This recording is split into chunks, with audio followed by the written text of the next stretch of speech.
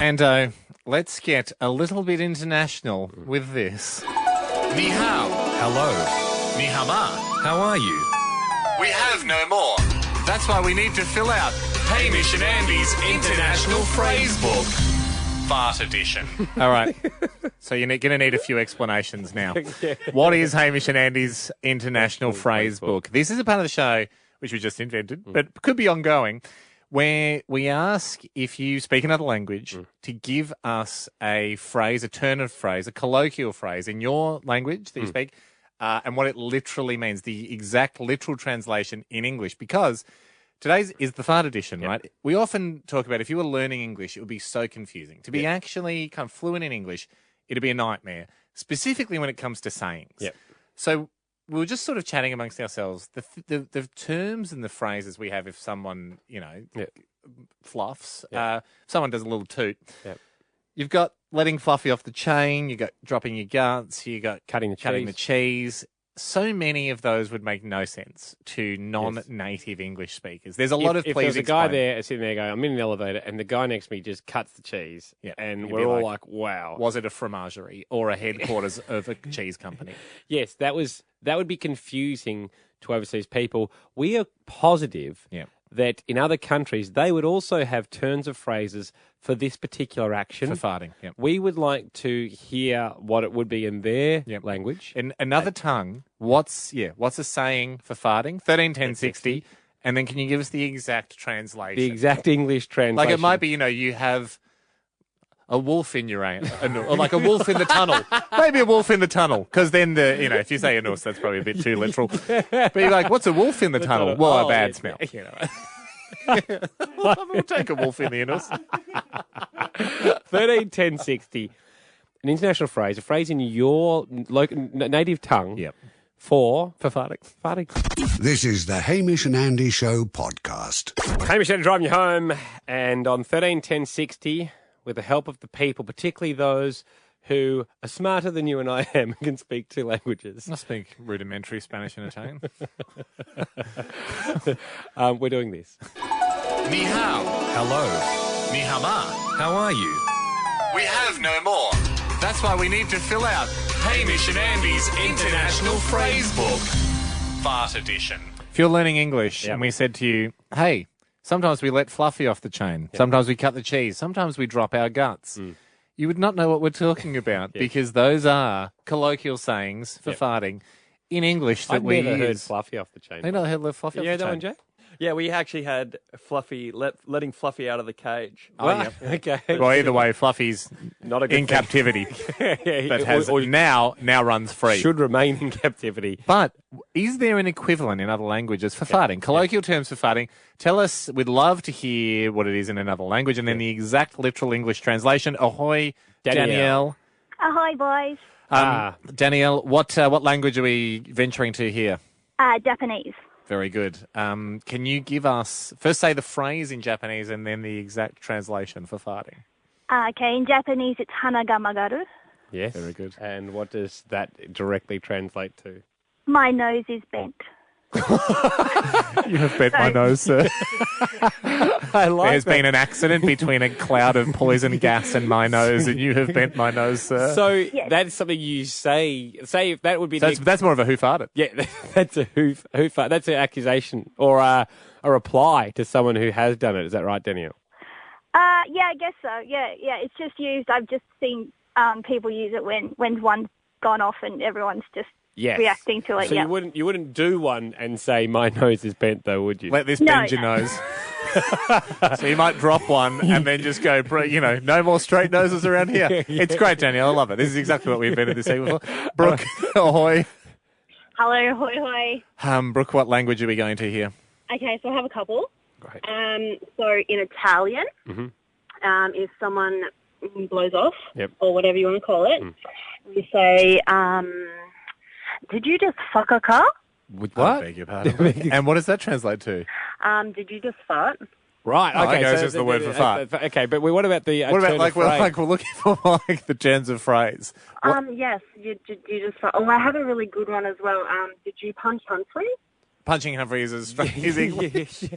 Yes. But that's not a bad one. Not a bad one, Thank Brooke. you, All Brooke. right.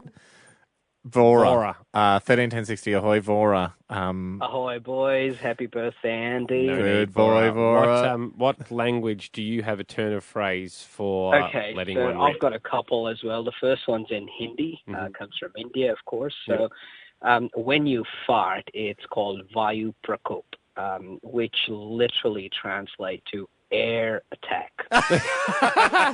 Okay. Which can bend noses in Japan. Yeah. I like it. Exactly. And those who've been attacked over say teri maa ki aankh, which literally translates to your mother's eye. Your mother's eye? That's it. Why? I wonder why. What's the origin of that? Well, it's a particular phrase that we use in Mumbai, Yep. and when someone farts in your presence, then the eminence person, you greet them with teri maa ki aankh, which means your mother's eye. But why your mother's? Why would so if Haim dropped his guts here and I just turned around and went your mother's eye? Yep, it would make no sense. Okay. We're just going to let it go. It makes no sense. Okay, thanks, Bora. This is good. This is good. Peter. We're on track. Ahoy, Peter. Hi, Hamish Andy, how are you? Very good, Peter. I What, detect an accent. What language are we going to here? German. Beautiful. German. And what do you say when you What's the phrase? drop one in Germany? Drop one in Germany, einen Trompetenkäfer umbringen, or killing. So what does that translate to? Translate to killing a trumpet bug. Killing a trumpet what? Bug. Killing a trumpet bug. Killing a trumpet bug. Oh, so as if there's a trumpet bug around and when you squash one, it makes a horrible noise. That's exactly right. That's fantastic. I love that. I'm definitely going to kill some trumpet bugs tonight. I think I am because I'm having Mexican. Christoph, wrap this up for us. Poor old Ahoy, trumpet boy. bug. Ahoy, Christoph. Welcome. Can you give us a phrase for farting in another language and then the literal translation? Yeah, it's avoir le cigare au bord des lèvres. It's in French. Okay, and what does that translate to? To have the cigar on the tip of your lips when you're about to fart. Can you go one more time, Christoph? Avoir le cigare au bord des lèvres. Yes. And it means? Having a cigar on the tip of your lips. Which means I'm about to fart. Oh, so it's a his is a warning one. Have a cigar on the tip of your lips. Because is that meant to mean, and it's irresistible? Like, no, like if you had a cigar on the tip of your lips, you can't help but inhale? I think he's saying that it's there and ready to go. Or is it more that I have the presence of something right at the edge of an opening? Yes. Yeah. Of my body. It's about to, something's about to come out, and it may or may not be of good quality. Yeah. Okay. My ass is smoking. I'm about to exhale. Is that what it means? I think it's something, as he was So saying. sometimes we'll say, I've got one in the departure lounge. Yes, I think that's what he's saying. He's saying, I've got a cigar at the end of my They're lips. so romantic, the French. Like, because we just go, I've got one in the departure lounge. Yes, Theirs is like sort of like Starry Nights by the Eiffel Tower. I have a cigar on the tip of my lips, my love. By which I mean, I'm about to drop my guts. Last week, lending and leaning on our listeners that can speak more than one language, our international listeners as well. Haim was about developing a phrase book. It's all part of this. Ni hao. Hello. Ni hao ma. How are you? We have no more. That's why we need to fill out Hamish and Andy's International Phrase Book. Stupid Person Edition. Okay. Quick explainer. Yeah. So the International Phrase Book is about phrases or terms of like slang phrases or maybe terms of phrase in another country that literally translated means something quite odd in English. So last week we did farting. Yes. Like we've got, letting Fluffy off the chain, cutting the cheese, dropping your guts. Yes. But we learnt some amazing ones. Like in Germany, stepping on a trumpet bug is the literal translation from the German phrase. We must stress with this one. It's not just ringing up and saying... Here's the German word for fart or whatever. Yes. It's what turn of phrase do you have in your own country or in that lone language, and then what does it translate to? Today, it's Stupid Person Edition. It is the Stupid Person Edition. Because we Edition. realise, particularly in Aussie slang, we say it a lot of times. There's a lot of turns of phrase for it. He's the spanner short of the toolkit. A couple of sandwiches short of a picnic. Yes. Not always things short of things. Yes. But, so I suppose, yeah. Can you say idiots? Would we accept a phrase for idiots? Yes. Would we accept annoying people, or is it more stupid people? No, I think we go with people that are a little daft. Yeah. Yeah. Or have upset you for doing something stupid. A couple of beers short of a six-pack. Yeah. Who've done something, people that have done something stupid. Yes. What would you say in that situation, but in another language? We want the language you can speak, and we want the exact literal English translation. 13, 10, 60. Well, we're hoping that there are these turns of phrases in other countries for silly people, stupid people, and then give us the literal translation on the other side of this. People calling in. We would also take doing something stupid, wouldn't we? Yep. If that helps sort of paint the scenario. Oh yeah, we've got lots here. We have a grande amount. Molto grande. This is the Hamish and Andy Show podcast. In the middle of this. Ni hao. Hello. Ni hao ma. How are you? We have no more. That's why we need to fill out Hamish and Andy's International Phrase Book. Stupid Person Edition. Yes, seems like we do have a fair few phrases in Australia. Aussie slang, turns of phrase. For people that are a bit daft, for instance, a couple of stubbies short of a six-pack, a couple of, obviously, Spanish short of the cool toolkit. Short of seems to be the word to go. A couple of stretchy buses short of an adequate fleet. Full fleet, that's not one. In the bus industry, it is. They say quite a lot for silly drivers. But we're wondering, in other countries, do they have phrases? And then we find it a little bit funny and a little bit bemusing. We're building a phrase book to find out the exact translation back into English. Camilla, what language is it today? Ahoy. Ahoy, Camilla. The language is Polish. Fantastic. Right. Can you give us the phrase first and then the translation? Yeah, sure. Okay, so it's łeb jak sklep, ale półki puste. Sounds long. Yeah. It's not it doesn't roll off the tongue. But let's see how much it can burn someone. Okay, so it means you've got a huge head, but all the shelves are empty. That's a great one. That's very good.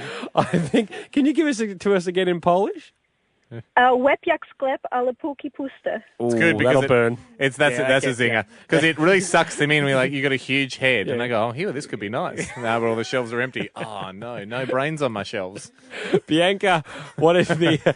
We're doing the Stupid Person Edition, trying to update our international phrase book. What country? What language is this one? Ahoy, I've got German. German, beautiful. Great, Bianca. Love the Germans. They've always got good stuff for this segment. Give us the German phrase. Du hast nicht alle Tassen im Schrank. Ooh, that seems like it cuts deep. What is it? So it translates to you don't have all your cups in your cupboard. You don't have a cupboard-based or shelf-based saying. Yeah, shelf-cupboard. Shelf or cupboard-based saying. You don't have all your cups in your cupboard. And we all know cups are for thinking. So if you've got no cups in there, how are you filling up what are you putting your thoughts in if you've got no cups in there? Ahoy, Jason. Where are we travelling next? Macedonia. Beautiful. Macedonia. Give us the Macedonian phrase. Ahoy first, boys. Thank you, Jace. Okay, Zaspan is just a simple word like that, Zaspan. Zaspan. What's someone's been a bit stupid, you can refer to them. Is it referring to them or calling them a Zaspan? You call them a Zaspan. So it's basically someone who's there in body, but their brain is asleep. Oh, okay. Right, okay, yes. That's good. So, yeah, right. So that's covering off a lot in just one word there. Yeah, he's bloody Zaspan. Yeah, it's a good one. It's a good one, isn't it, Chase? Yeah. Thanks, Chase. A little bit of editorialising, we like it. Willie, updating our international phrase book for references to stupid people. Which country are we in? We are in Arabic. Ahoy there, boys. Ahoy, Willie. All right, so we're covering a huge swathe here. What's the phrase in Arabic? So it's the phrase is Tanjara Fadia Bala Tabikh. Oh, good. Gosh. Nailed it, Willie. Feels scathing at the end. Does feel scathing. What's the literal English translation? So that technically means the bowl that you have doesn't have any soup in it. That's a cracker. I see you have a bowl, but I've got some bad news for you. You do not have any soup. This is great. Pretty much all the phrases revolve around a vessel not doing a good enough job. Like an empty cupboard, an empty shelf, an empty bowl. A vessel not at capacity. Not at capacity. An inefficient use of a vessel. Great, Willie. Is it Tioni?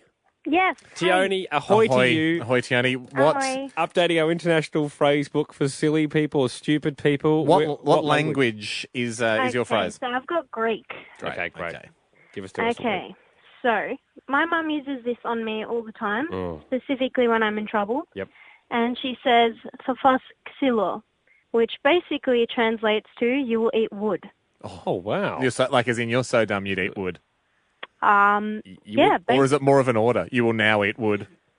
It's just a general sentence used on me every day. So. Oh, no, I mean, that's not good to hear. But I mean, But Tioni, Tioni, is it, what's the, I suppose it's the feeling behind it. What's the intention? Is it like, saying, is it to punish you? You have to eat like wood? you're in big trouble. Yeah. Right. Oh, Okay, like you will eat my fists. Yeah, Nothing inappropriate. You'll eat wood for this. Yeah. Yeah. Okay. Do you know what I mean? Yeah. Because there's two ways of reading it. Like a bit of a like. You're so daft. You'd think probably wood is food. You'd probably think this is a chocolate cake. Yeah. It's wood. Yes. You got no bowls in your head. Hannah, to finish up, updating our international phrase book for stupid people. What country are we in with you?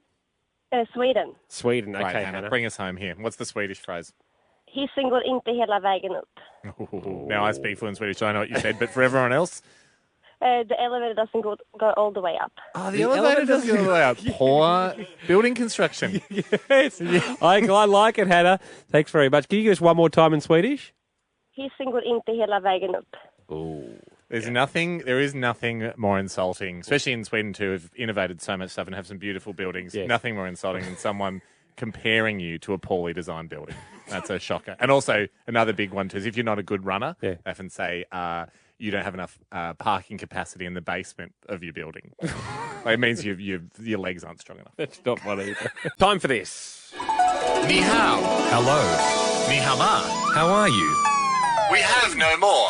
That's why we need to fill out Hamish and Andy's International Phrase Book, the Have Your Cake and Eat It Too edition. Okay, Yes. as always, for people just tuning in, wait, let us explain. The International Phrase Book, Ando, is a segment of the show where we like to say, hey, we've got something we say in English, but when you think about it, it sometimes might not make a lot of sense. But I'm sure there are equivalent sayings in other languages, but the literal translation would probably be as amusing to us literally as ours would be literally to another language or culture or part of the world.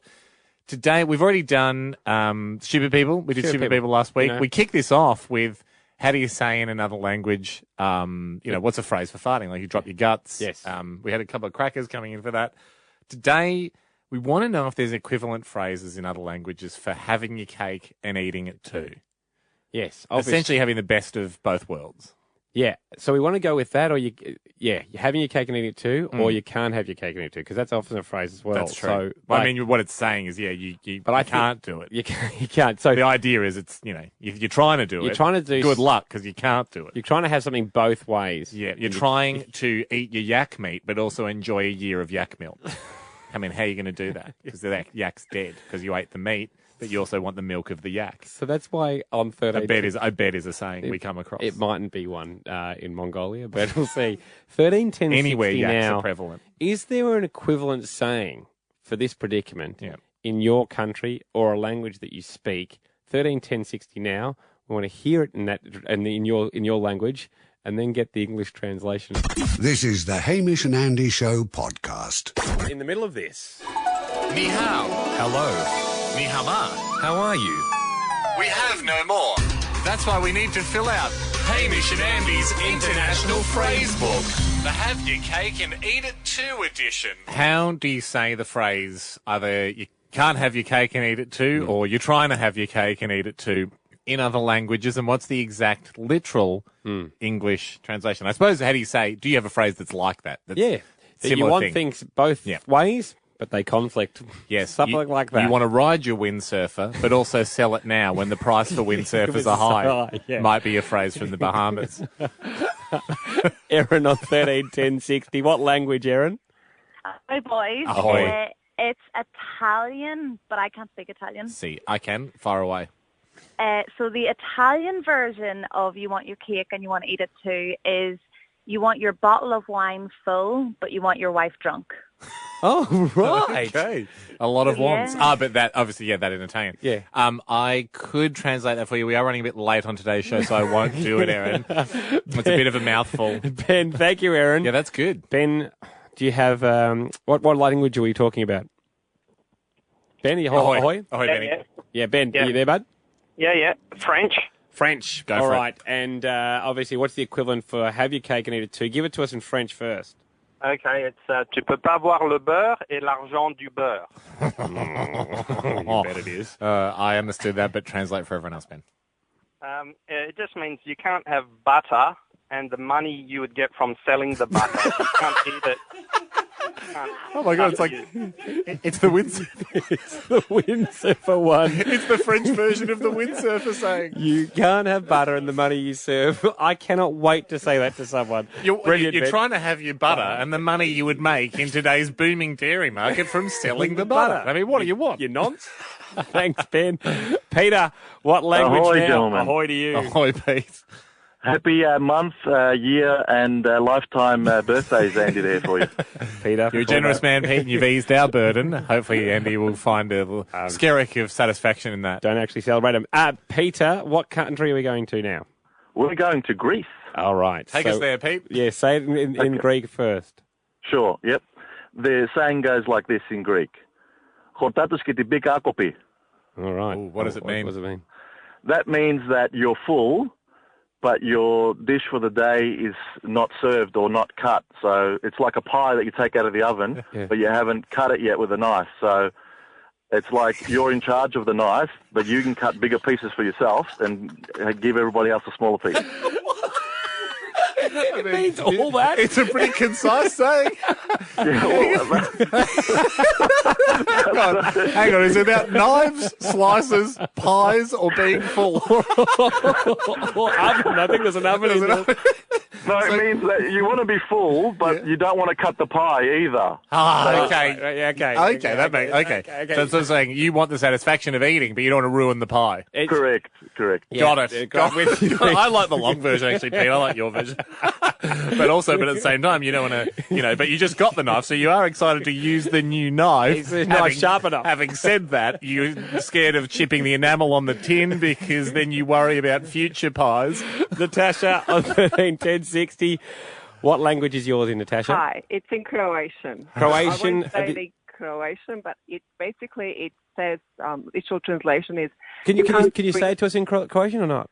Yes. Go for it. Yeah. It's ne možeš stisnuti i prdnuti, which means you can't squeeze and fight at the same time. You can't squeeze and fart at the same time. Yep. I can squeeze and fart. Oh my God! It's talking about clenching. You can't clench. Oh, you can't not fart and fart at the same time. I'm thinking you squeeze your tummy. Yeah. That's sometimes how you get some wonderful farts. I liked how Hamish immediately challenged. Oh my God! I'm a superhero. I challenge the Croatian people. I can squeeze and fart. Go to Croatia. Oh, you can't clench and fart. You can't squeeze in.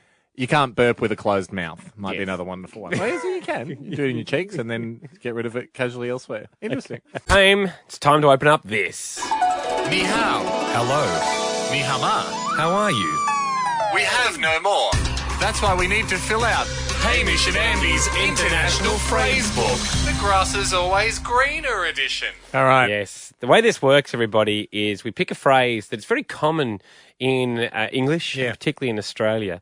And we say to people out there who know different languages, who maybe are travelling from abroad, do you have a similar saying in your own language, but it's worded a bit different? And can you give us the exact, give it to us in your dialect, and then give us the exact literal English translation? We've had some crackers, Ando. A good example in the past was we obviously we say not the sharpest tool in the shed. Yeah.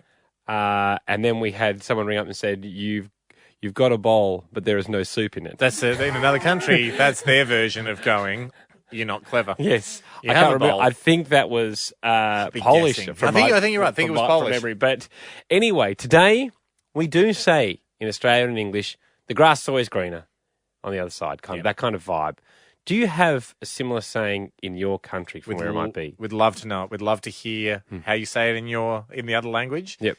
And then also the literal Australian of English translation. Exactly. Obviously, it's a term meaning you always think things are going to be better. The alternative seems better. Yeah, but it's not. Yes. 131060 is the number.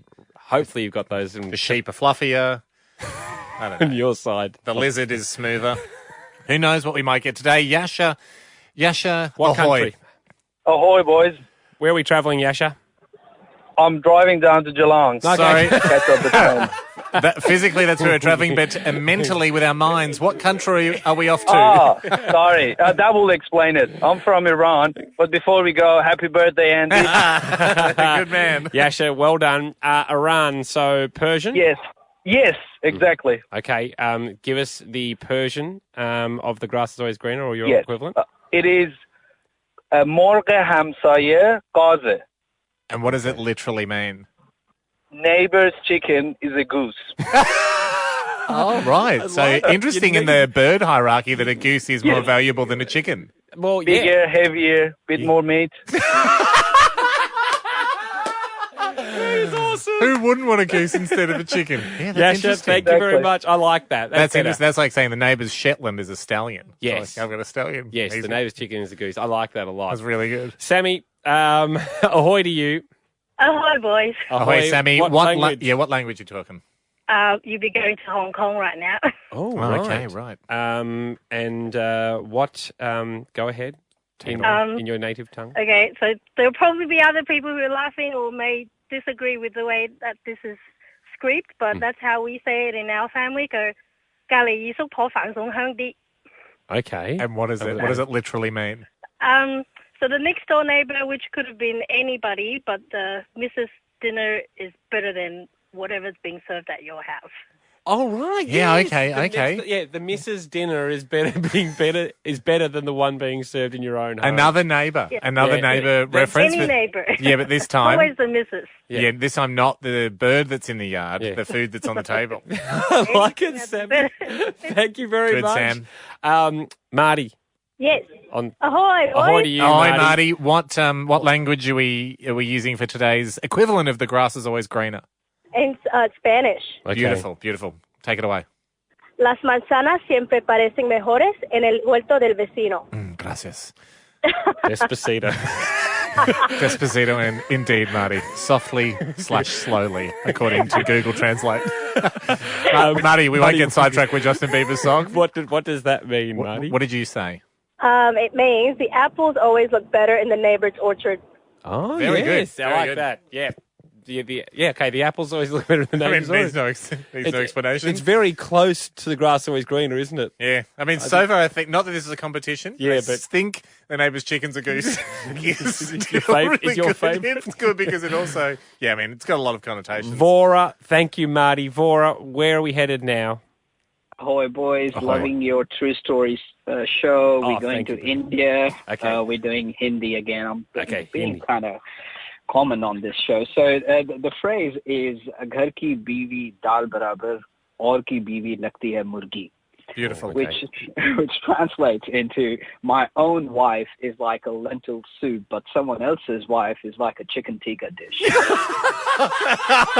that really a common saying, Vora? Have you made that up, Vora? No, a very common saying. In fact, there's a whole song in a Bollywood movie based on this saying. And is everyone just fine with wives being compared to popular dinners? Well, the wives aren't happy. I can imagine. Oh, we're going to try and track down the song. What I just movie love that was the it? idea is chicken tikka is so delicious, everyone's like, no contest. That's right. Even In if fact, it was a song on one of the title of a TV show called Shriman Shrimati, which means Mr. and Mrs. Right. And this was in the title song of that TV show. Was a song about how my wife seems like a lentil soup, but someone else is a delicious chicken tikka dish, a succulent Indian meal. Brilliant, Vora. Oh, dear. That is Hamish Andy. That's awesome. Hamish Andy, delighted to be driving you home. And on Wednesdays, we're doing this. Ni hao. Hello. Ni hao ma. How are you? We have no more. That's why we need to fill out Hamish and Andy's International Phrase Book. I'm so hungry I could eat a horse edition. Mm-hmm. Yes, that's a common phrase here in Oz. Is it an English phrase, Vora? Probably is. I'm so hungry I can eat a horse. Comes from the Battle of Hastings. Right. when they were pretty hungry. And Second time in 2 weeks, I think I've referenced that particular piece of history without knowing anything about it but its title. And I'll keep going. But I think, a common idea. Yeah. They did... I thought last week was the barbarians. I think I added them to the battle. I don't know if they were in that battle or not, but probability was probably not. Look, so hungry you could eat a horse. Usually, obviously, we all know what it means. Used in times when you're so hungry, your normal standards have dropped to zero because you're starving. Yes. One of my mates says, I'm so hungry I could eat the crutch out of a low-flying duck. That's a good one. That's one of his favourites. But again, no standards, high hunger. Yes, that is an Australian take on the phrase.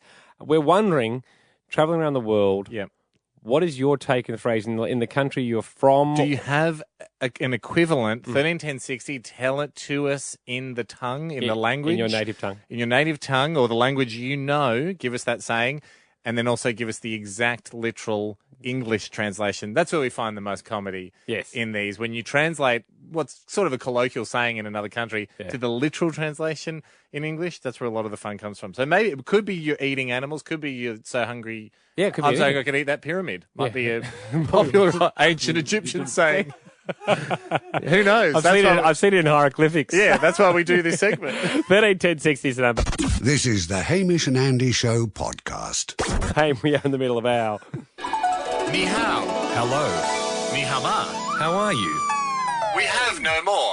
That's why we need to fill out Hamish and Andy's International Phrase Book. I'm so hungry I could eat a horse edition. That is the Australian phrase. We are looking for the international equivalents out there. And Carlos, ahoy to you.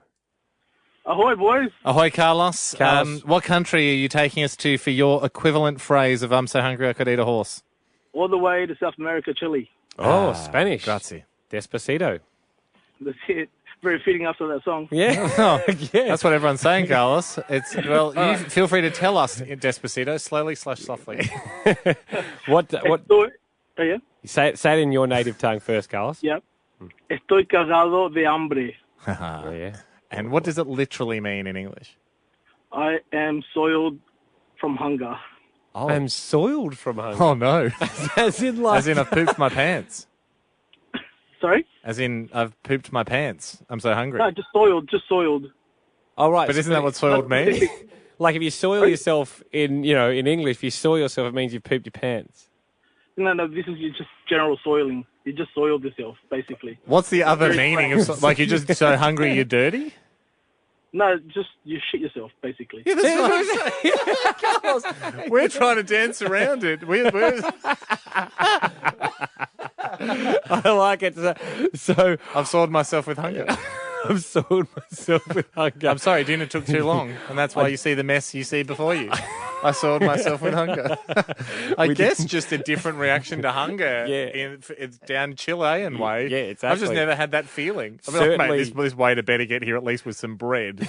Or there's going to be an explosion. Certainly isn't covered off in Bieber's song. That particular Can someone theme. please add it in? Just in the middle of, I'm just telling you how softly and slowly I want to make love to you. Although I should mention I am hungry. So, oh, sorry. Mi scusa. Great. Laura, fantastic start to this international phrase book. But we are looking for different equivalents around the world for I'm so hungry I could eat a horse. What country is yours from? Italy. So just to follow on with the mi scusi, we have ciò fame come un lupo. Okay, and what does that mean? I'm hungry like a wolf. Oh, hungry like a wolf. Could that have been where Duran Duran got the lyric? Probably. I think we're saying yes. I think that's what we are saying. Well, it's a pretty amazing coincidence if they wrote a song called Hungry Like the Wolf, and that's what it happens to be an Italian saying. Nice one, Laura. I mean, nice to see the wolf hasn't made a mess of itself. You wouldn't want the wolf to go to Spain, and then suddenly it learns that the rules are here when you're hungry, you soil yourself. Alex, wrap this up for us. What language for the International Phrase Book? Ahoy, boys. Ahoy, Al. Happy birthday, Andy. Very no good. Need. Alex. So it's Macedonian. Okay, beautiful. And what do the Macedonians say as the equivalent for I'm so hungry I can eat a horse? So we'd say, mi se jadi kosata ke se iskornam, which translates to, I'm so hungry I'm going to pull out my hair. Oh, wow. Wow. It really paints a picture of the interpretation of hunger worldwide. Yes. You've got the Spaniards soiling themselves, the Macedonians pulling out their hair. Like, people want their meals. Yeah, they really I do. mean, people are going bananas. Koshi's really hungry. I don't know if it's a cause and effect situation. I don't know if it's just Well, he missed lunch one day and accidentally pulled all his hair out by the roots and it's never grown back. And that's why he always has a muesli bar on him, to protect the remaining hair. Every Wednesday, we open our international phrase book where we put out a phrase. For instance, last week, it was, I'm so hungry I could eat a horse. Yep. It's a phrase we use in Australia, and we look for the international equivalents. So essentially, what means the same? What means I'm very, very hungry in the language that you speak? We got an amazing one, Ando. From Chile. From Chile. In Spanish, there was a saying that translated literally in English to, I'm so hungry I've soiled myself. So I've done a dirt in my pants. Yeah, that's how hungry I am. That's how hungry I am. That's hungry. That is hungry. But it also indicates you would have eaten still at least in the last 48 hours to have the dirt to put in your pants. That's true. But we believe you. Haim, we launch another one today. Ni hao. Hello. Ni hao ma. How are you? We have no more. That's why we need to fill out Hamish and Andy's International Phrase Book. You scratch my back and I'll scratch yours edition. A common one used. You scratch my back, I scratch yours. Yep.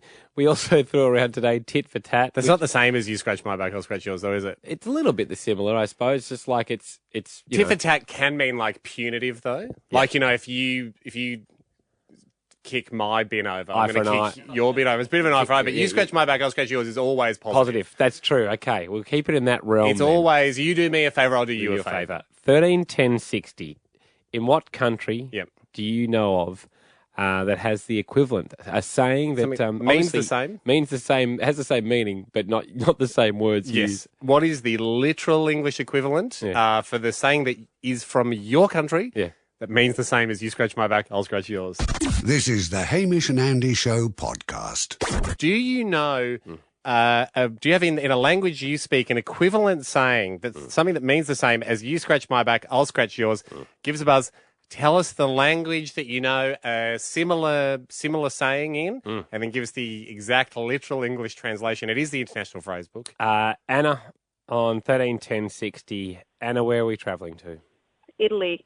Lovely. Hamish would know this one, being half Italian. I do, but he's actually 1/8 Italian, and it's also sceptical as to whether that 8. It's my dominant 8, Anna, so I'm not surprised you interpreted it as 1/2.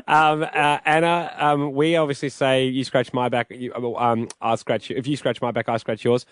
Give it to us in Italian first. Una mano lava l'altra. See. It's not from a part of the country. It's from a dialect I'm not familiar with, Ando. Well, it seems must be northern. Straight Italian to me. Anna, talk us through it. What does that literally translate to? One hand washes the other. Very good. I'm pretty sure it's in a Godfather movie. Yeah, well, yeah. One hand washes the other. That's nice, isn't it? Yeah. I suppose you don't want a lazy hand that just does all the washing, and then the other hand has to just splash around in the sink by itself. It does feel like, though, I need you to come and wash one hand for me. And yes, your left hand should wash my right hand. While you're doing that, though, I could scratch you back. Thank you, Anna. Chloe, on 131060. Chloe, where's this one from?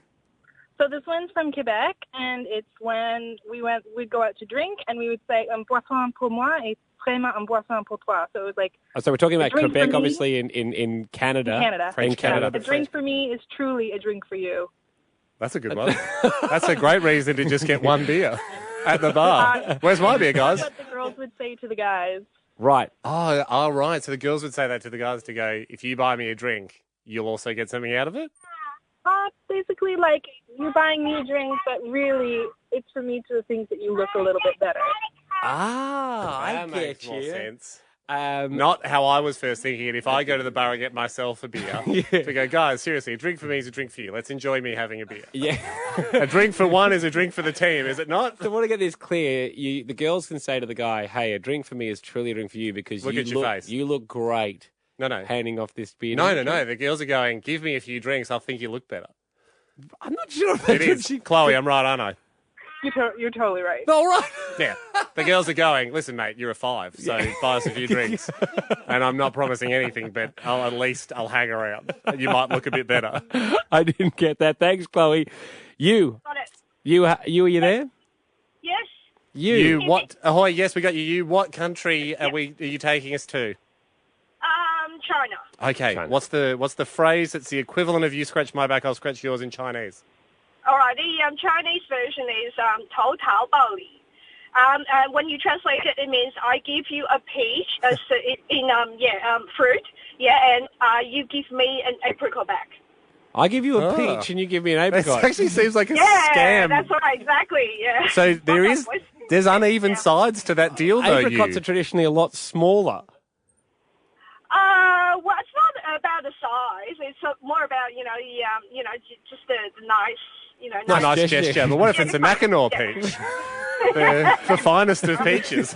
I think there's an additional saying which is a disclaimer. Can't be a for that. Mackinaw. Uneven deal. Then you give me 2 apricots. Hey, it's time for the International Phrase Book. Now, if you haven't heard this before, essentially we throw out a saying that's regularly used in Australia. Yep. And find out from around the world whether they have a different saying that has an equivalent meaning. This is what we've had in the past.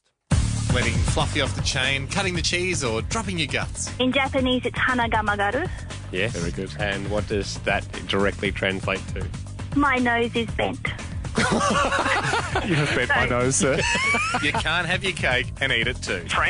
French. Tu peux pas avoir le beurre et l'argent du beurre. It just means you can't have butter and the money you would get from selling the butter. So the Italian version of you want your cake and you want to eat it too is you want your bottle of wine full, but you want your wife drunk. So it's time to open it again, Ham. And today we've got a whole new phrase we're throwing out there. Ni hao. Hello. Ni hao ma. How are you? We have no more. That's why we need to fill out Hamish and Andy's International Phrase Book. Pack to the Rafters edition. Pack to the saying, not the TV show. Sorry, Haim. Back to the Rafters edition. Yes, the saying, not the TV show. We don't want people calling up going, we have a similar family drama on one of our major networks. Pack to the Rafters. Yes. Chock-a-block. Chock-a-block, full as a good. Yep, something that is very full. Up the pussy's bow. Yep. Maximum capacity reached, said in an interesting way. Yeah. How do you say it in a language you can speak, and what is the literal English translation? 131060. Do you know of an equivalent saying that means pack to the rafters, full as a goog? Yeah. The maximum capacity edition. Maximum capacity of something has been reached. 131060. This is the Hamish and Andy Show podcast. Hey, we're in the middle of this. Ni hao. Hello. Ni hao ma. How are you? We have no more. That's why we need to fill out Hamish and Andy's International Phrase Book. Pack to the Rafters edition. The saying, not the TV show. Certainly maximum capacity. What's the saying? What's the saying in another language for when something is at max capacity? What's the literal translation of that back into English? Jono, ahoy. How are you, sir? Ahoy, boys. How you going? Very good, mate. What country are you taking us to for the International Phrase Book? This one's from Egypt. Oh, okay. Nice. So Arabic. Yes, Arabic indeed. Okay. So the phrase in Arabic is mafhash nafas. Okay. And what does that mean? And Literally. that means she's without a breath. Right. So full of air. No, can't even breathe. Can't even breathe. Pack to the rafters. Well, that's not one. It's packed to the rafters. I can't breathe in here. Yeah, I suppose. But Without a breath. If it was full of sand, you couldn't breathe in there. Yeah. Breathe in there. If a room was packed to the rafters and I with imagine water, in Egypt, sand would be that. An abundance of sand, indeed. Yes, thanks, Jono, for helping me out because I really didn't know where I was going. Another popular Egyptian saying, an abundance of sand, indeed. It's back to the Rafters edition of the International Phrase Book. Angela, ahoy to you. Ahoy, boys. And what country? Spain. Spain. Espanol. What's the saying first in Spanish? We say hasta las narices. Yes, we do. And what does that literally mean? It means up to your nostrils or your noses. So still some room to go. Yeah, but half a face to go. Still can't breathe. Still can't breathe. Unless you're doing another sand-based saying. And it assumes no snorkel. Does all that Hey, you're Angela. standing upright. If you're doing a handstand, that's not a lot of sand at all. And how would you say up to your nose and you don't have a snorkel? Oh, I don't know how to... I would say snorkel, my goodness. That's right. You can say snorkel in English with a Spanish Okay. accent. Hasta las narices con un snorkel. Perhaps a more logically correct saying. Susie on 13... Non-snorkel. Susie on 131060. Susie. Ahoy, boys. Ahoy to you. Ahoy, Susie. Where are we headed? We're heading to Croatia. Okay, lay it on us. And I'll give you a bit of a warning, boys. This one's slightly rude. Okay. Jack, don't listen to this. Jack's easily offended. We can handle it, Susie. Still family friendly, Susie? Yeah. Look, in this day and age, boundaries are being pushed. Yep. So, and we're an edgy show. We're known for being very edgy, Susie. Okay, so Susie, I think we're okay. Give it to us in Croatian first. Imam punog kurca. Okay. And what does that literally, mean? what does that mean? Literally, I have a full penis. Susie, I was not expecting you to say that. So I did warn you. So if you did warn us. So Susie, if someone said, don't try and. How was the footy match? Was it a big crowd? You go, No, yeah. we used to like up to pussy's boat. So if I've had it, like I'm full, I've had enough, if I'm done, I've had it. I always thought that cat had eaten so much it was up to its bow tie. Yeah, right, okay. So just completely... Yeah, I'm full. Maybe I've eaten so much that some parts of me that were available to be filled Yes. have now Food filled up. Food has gone So all we're talking different about areas. body capacity. I'm with you. So it'd be the same as going, my hands, toes, feet, they're full. Yeah. I'm going to name a few other parts of me, they're full. Thank you, Susie. Well done. Doubly weird hearing it come out of Susan's mouth. Vass, wrap this up for us. We are doing the Pack to the Rafters edition. That's a saying we use in Australia with a maximum capacity. Where are we going with yours? Hey boys, actually Lebanon. Okay, beautiful. Give us the phrase. Yeah, it's Abet Abuha, which literally means you filled up its father. You filled up who? Filled up its father, its dad, its father. You filled up its father? Its father, yeah. It doesn't make sense. I'm so glad you said that. I'm so glad you gave us that qualifier at the end, Vass. So again, to use Andy's analogy, to go, with many people at the game, yes, the stadium had filled up its father. Probably what it means is that the stadium was filled up to its father, which again doesn't make sense. So it's sort of like, you imagine the stadium was a young child holding its father's hand. It was so full, it was full up to its father. It kept going. All the way up its arm. I think what you're trying to do is make sense of something that we've clearly been told already. Twice doesn't make sense. Thank you, Vass, Hamish and Andy. We do a segment of a Wednesday called the International Phrase Book. If you haven't heard it before, we learn phrases or equivalent sayings from other countries. For ones we have right here, this is a little bit of a flashback. In English, we often say the grass is always greener. I'm from Iran. Morghe hamsaye qaze. And what does it literally mean? Neighbor's chicken is a goose. Bigger, heavier, bit more meat. India, we're doing Hindi. The phrase is "Ghar ki biwi dal barabar, aur ki biwi lagti hai murgi," which translates into "my own wife is like a lentil soup, but someone else's wife is like a chicken tikka dish." I'm so hungry, I could eat a horse. All the way to South America, Chile. Oh, Spanish. Grazie. Estoy cagado de hambre. I am soiled from hunger. Oh, no. I've soiled myself with hunger. I'm sorry, dinner took too long, and that's why you see the mess you see before you. Today, Ham, we have got a brand new edition, which we're very excited about. We're going after people that are unattractive. Or sayings about people, that, maybe about yourself, if you think you're unattractive. Yeah. In Australia, we've got some classics. Yes, like face like a half-eaten pasty. Yep. Bag of hammers, is that an English name? Ugly as a bag of hammers? Yeah, it might be. Oh, it wouldn't be as hot as a bag of hammers. Yeah, exactly. I don't know. Are they new hammers? So it's all part of this. Ni hao. Hello. Ni hao ma. How are you? We have no more. That's why we need to fill out Hamish and Andy's International Phrase Book. Not that attractive person edition. 13:10:60 right now. Do you speak another language? And in your language, in the other language, is there a phrase for someone or something that's not that attractive? And what does it literally translate to in English? That's what we're going to ask on 13:10:60. Give us a buzz. This is the Hamish and Andy Show podcast. We have opened the International Phrase Book. Ni hao. Hello. Ni hao ma. How are you? We have no more. That's why we need to fill out Hamish and Andy's International Phrase Book. Not that attractive person edition. Yes, we might say something like, he's got a face like a dropped pie. I was right with the one I just said off air. What? Bucket full of assholes.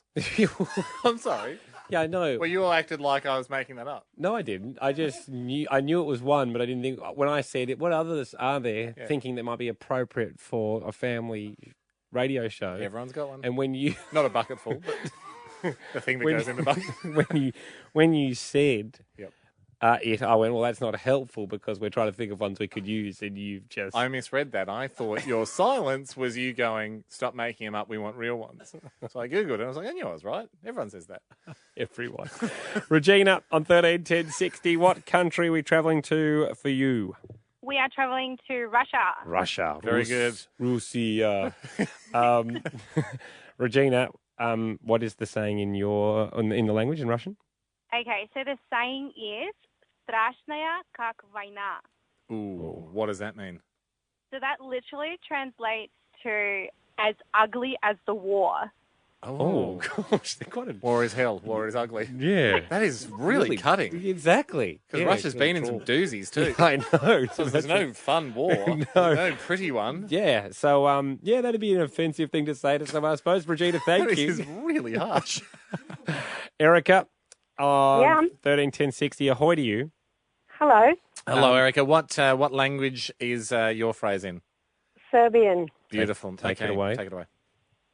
Pobego sa grobareve lopate. Ooh, When you translate it, it means he looks like he's just ran off the grave digger's shovel. Oh, right. So That's- he was dead and he's had a stroke of luck and he ran Well, off the gravedigger's shovel. But It's just like he should be dead. Yes, Yeah. he's just not that good looking. it makes it sound like the gravedigger digs the grave, there's no coffin involved, then he scoops the corpse No. up like a pizza scoop, and as he was scooping him up on the shovel, the pizza's run away. Thanks, Erica. That's good, Perfect. Erica. James, ahoy to you. Ahoy, boys. What Happy country? birthday, Andy. No need. Good boy. Egypt, Egyptian. Yep, okay. Arabic? Yep, that's right. So the phrase is "Weshubayas," which translates to "his face is expired." His face is expired. Oh, wow. Plus, and that's a used by, that's not a best before. That's, Yeah. His face is absolutely off. And it means the same, like that's the same way you would say expired as in like this milk is expired? Yeah, exactly the same way. Past its prime. Past its use by. Yeah. His face is curdled. I quite like that one. That's good. Bit gentler than you're as ugly as the war. Pavey, is that how I pronounce it? Yes, that's correct. That's Pavey. right. Whereabouts are you from, Pavey? I'm from Finland. Finland, So okay. it's So my what- magic language, yes. So what is the Finnish version for, face like a dropped pie rather than the bucket Yes. one? Okay, I have to apologize to all the Finnish people, and hopefully there's no Finnish kids around when I say this. It's as yhtä ruma kuin petolinen perse aamupaskan jälkeen, which means that is someone's as ugly as a bird of prey's ass after its morning poo. Right, a bird of prey's bottom after its morning poo. That's so funny. correct. So funny that it specifies bird of prey. Yeah, so it's exactly. like someone that's eaten Yes, meat you and have to bones. specify the bird. Yeah, we're not talking about a berry-eating bird. Or a it's not veggie. just Yeah, it's yeah. not just a gentle Yeah. brown poo from a blueberry tree. This thing ate a rabbit and it looked like hell coming out. Exactly And you right. look like and that. you look like what's coming out of that bird's bum.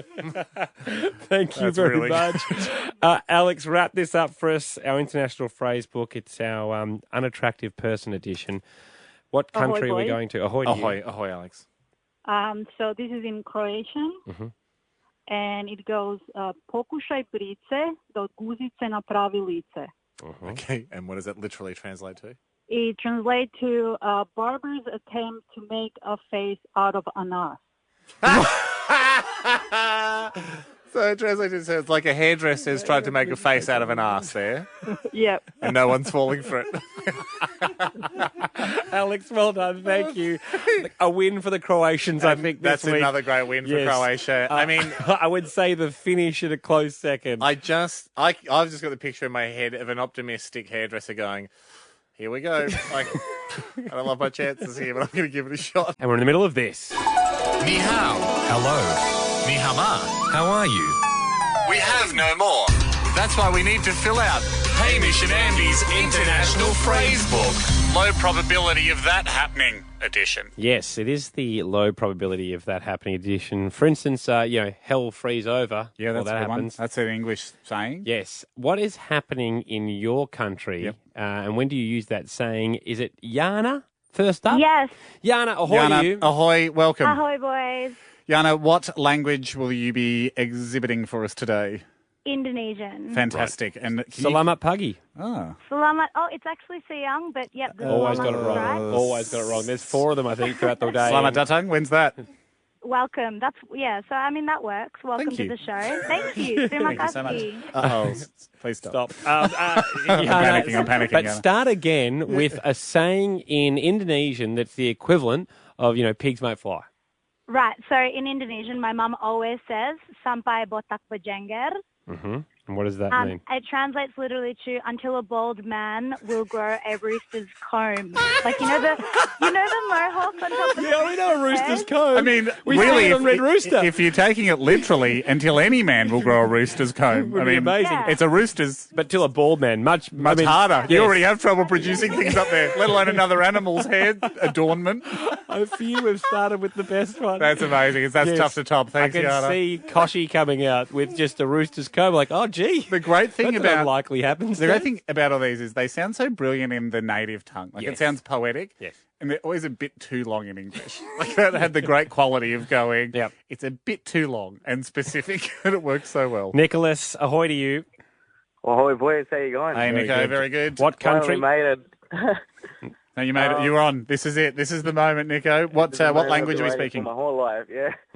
Well, I'm Greek, right? And we've got this phrase, and it goes a bit like this. It goes, "Ani yayamu είχε ρόδες θα ήταν πατίνι," Right. which translates to, if my grandma had wheels, she would have been a scooter.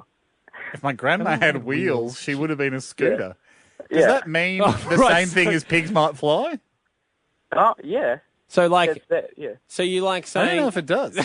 So, hang on. Let me just get this. I know it's improbable for a grandma So- to have wheels yeah. and be a scooter. Yeah. So But I think, don't people say that saying where it's like, yeah, well, if the horse had a hump, it'd be a camel, but it doesn't. Like for when people go, oh, but if I'd gone to the game, I would have won.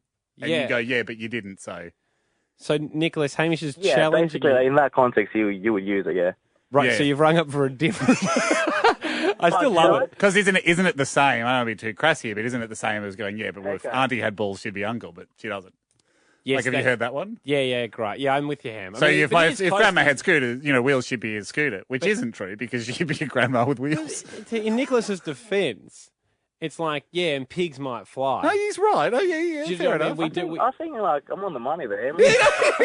Nicholas, it was a tie in here and you've given it to yourself as the tiebreaker and we respect that. You've got it. He's got it. I love the saying. Yeah, it's not going to happen. But I know what you're saying. The slight difference is it's not. That's not true. Yeah. And it's not going to be. It's not going to happen. You got me. Alan, where are we headed? Ahoy, boys. Ahoy, Alan. What language are we talking? Happy birthday, Andy. No, Arabic, mate. Arabic? Fantastic. And what Yeah. is your saying that's similar to if pigs might fly? روح بلة البحر. And literally, what do we got there? Go tile the ocean. Okay, That's good. okay. So that's going to be hard. Yeah. Yeah. You've got as much chance Of tiling the the ocean. ocean as you do of that happening. I also like how aggressive it is. Yeah, go tile the ocean, mate. then have a chat to me. And wouldn't there be egg on someone's face if you did it? No, there'd be a lot of angry shipping companies. Yes. Oh, no, actually, you'd be happy because now they can take trucks. And it'd probably be clearer. Would the ocean be clearer? That's not good for the fish. Haim, we have updated the opener, and it reflects this. Ni hao. Hello. Ni hao ma. How are you? We have no more. That's why we need to fill out Hamish and Andy's International Phrase Book. Wow, your partner's far more attractive than you are, edition. Yes, batting above your average is something that we often say here. Punching above your weight. Punching above your weight.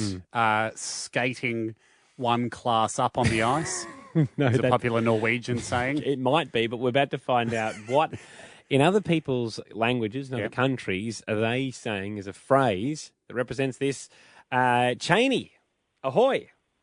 Hello, how are you? Very, very good, Cheney. What language are we using for our phrase today? We're using Japanese. Perfect. Arigato. どういたしまして。 Did he? Cheney, take it away. Give us the phrase first in Japanese. もったいない。 Oh, very quick. It's a short one. What is it? They are very efficient. Very efficient, Japan. Yeah. What is it? What does it literally mean in English? もったいない means what a waste. What a waste. What a mismatch. I like that one. So we're wasting the good person, aren't we? Yeah. So if you're with someone and they meet your partner for the first time, they could say もったいない. That partner is wasted on you. This is good. We'll be using that, Cheney. Thank you, Cheney. From Japan to with Cheney to Gabby. Where are we travelling to, Gabby? Brazil. Brazil. beautiful. Okay, so Portuguese. Yes, so in Portuguese you say muita areia pro seu caminhãozinho. Okay. Sounds good. What does it mean literally? Literally means you're carrying too much sand in the back of your truck. Great. Okay, Yeah. so you So say it's sort that of to like the- you're being a bit arrogant and this will come unstuck. So you say that to the hot person? You're carrying too much sand in the back of your truck, meaning that that you're better than them, or are you saying? No, you're saying it to the not so fortunate looking person. Yeah. You're saying to the ugly person, I'll say the word, Saying that Gabby. they're carrying too much sand in the back of You're your saying, truck. mate, you mad. You're not going to pull this off. I'm with you, I'm with you. should have done 2 runs from the sand quarry to your building site. If you, I don't know why you think you can carry that much sand in the back of your truck. Gabby, that's wonderful. Tom on 131060. Tom, ahoy. Hi. Where are we travelling, Tom? To Vietnam. Beautiful. Lay it on us. What's the phrase? Okay, it's Wa Jen Fang. Okay. Ooh, another quick one. What does it literally mean, Tommy? Means rose on manure. Well, it's not too cryptic, is it? No. Jeez, that's another vicious one. It's a great one. You, sir, are a pile of manure and your partner is a rose. She is a rose on manure. Yeah, I'd cop that a fair bit. Kelly, we are looking for sayings, equivalent sayings in other countries for batting above your average when the partner is more attractive than the person. Kel, what language are you taking us to? I speak Samoan. Ah, beautiful. Samoan, I don't think we've had a Samoan before. They're not Samoan, Samoan. Samoan. My mistake. Yeah. Sorry, Kel. This is our first time, Kel. What's the phrase? So the phrase is, you can't just say it like normal, like how a normal person says it. You have to say it with a lot of character. It's like, oh, go, Mickey, like that. Oh, yeah, a lot of sass. I'm believing that. Yeah, and what does it mean? Like, it means like it's unbelievable, like your big daddy balls, sort of thing. Like it's unbelievable, like big balls, sort of thing. Like no one has. No, big, I don't know that sort of thing. like it says, like it means like, oh wow, you got big balls, but no one's got like it's unbelievably big balls. That's lies. It's like lies. It's lying. It's lying. You've got almost artificial looking balls. No, like trick balls. Can I have a go at this? He's like, it's saying to the unattractive person, you must have large balls because that is a desirable for procreating. There must be something. Or you lied about the size of your balls. Okay, Yeah, yes, yeah. okay. You're a ball liar. You're a testicular-sized liar, and that's how this has happened. that's how this But happened. she'll find out. Which does kind of work on the assumption that if you go up to a girl and go, I have really large testicles, it's one of the most exciting things. I'm going to show you a picture of 2 coconuts here, and I'm not going to say anything else. VJ, ahoy to you. Ahoy to you, boys. How are you? Very good, really well. VJ. VJ, what language are we talking? So it's Hindi, and it's really biased towards only shaming men. What it's called is langur ke haath mein angur. What that means is the girl's a grape, so a grape in a monkey's hand. It's a grape in a monkey's ass, is it? Hand. Oh, hand, okay. Oh, sorry, so literally... So it's a monkey carrying a grape, basically, to with a hot chick. Yeah, okay. So you're the monkey, she's the grape? I'm the monkey, and the hot girl is apparently a grape. So it's like, how did that monkey get a grape? Yep, exactly. Yeah. How did that monkey get such a delicious delicious grape? treat when it should be eating scraps? because you're a filthy monkey. Yeah. BJ, it's a goodie. It's a little bit like It's a a rose tough- on a pile of manure. Yes. This is the Hamish and Andy Show podcast. We're just doing the International Phrase Book, and one's come in late that we want to get to. We don't know it yet, Ham. We don't know what it is, but we've been told it is definitely worth quickly looping back around. This is where you find sayings in other languages that directly translate and mean a similar thing in English. We've got batting above your average or punching above your weight in English. Gabrielle, quickly, ahoy, how are you? Ahoy. How are you, boys? Good, Gabrielle. What language?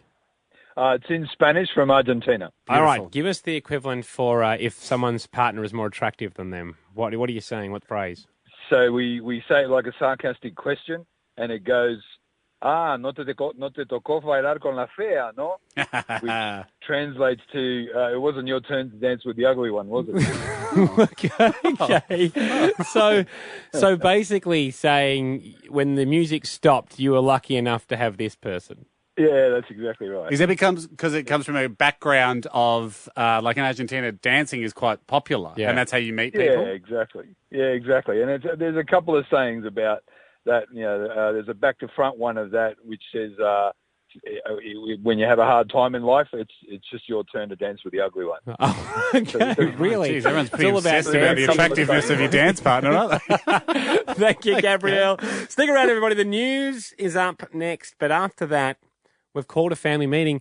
I believe it to be the biggest announcement we have made this year. And I believe Andy. He wouldn't lie. Haim, it's time to do this. Ni hao. Hello. Ni hao ma. How are you? We have no more. That's why we need to fill out Hamish and Andy's International Phrase Book, Hopeless Person Edition. It is the Hopeless Person Edition, Ham. This is the part of the show where, of course, we've got phrases in Australia. Yep. For instance, couldn't find his way out of a paper bag. Yes. Those kind of phrases to say that someone is hopeless. Yep. Right. Is there an equivalent phrase in a language you can speak that means the same thing? How do you describe someone that's hopeless in your other language or your second language or your native language? Couldn't organise a piss up in a brewery is another one. Yep. Couldn't find an apple at an orchard before picking season. Well, that's not one, but... Works? It works. I mean, that might be an example of the literal translation we get. But that's what we want to ask is, we use these terms regularly, and everyone knows what we're talking about. Is there a saying or a phrase in your country, in your language, that has the equivalent meaning, that's describing a hopeless person? We'll take the calls after this. This is the Hamish and Andy Show podcast. We're in the middle of this. Ni hao. Hello. Ni hao ma. How are you? We have no more. That's why we need to fill out Hamish and Andy's International Phrase Book, Hopeless Person Edition. This is how it works. If you have or know a phrase that's the equivalent of couldn't find his way out of a paper bag, things like that, hopeless person type saying, but in another language, call now, 131060. Tell us the phrase in the other language, then give us, this is the fun part for us, is the literal English translation. Quinton, ahoy to you.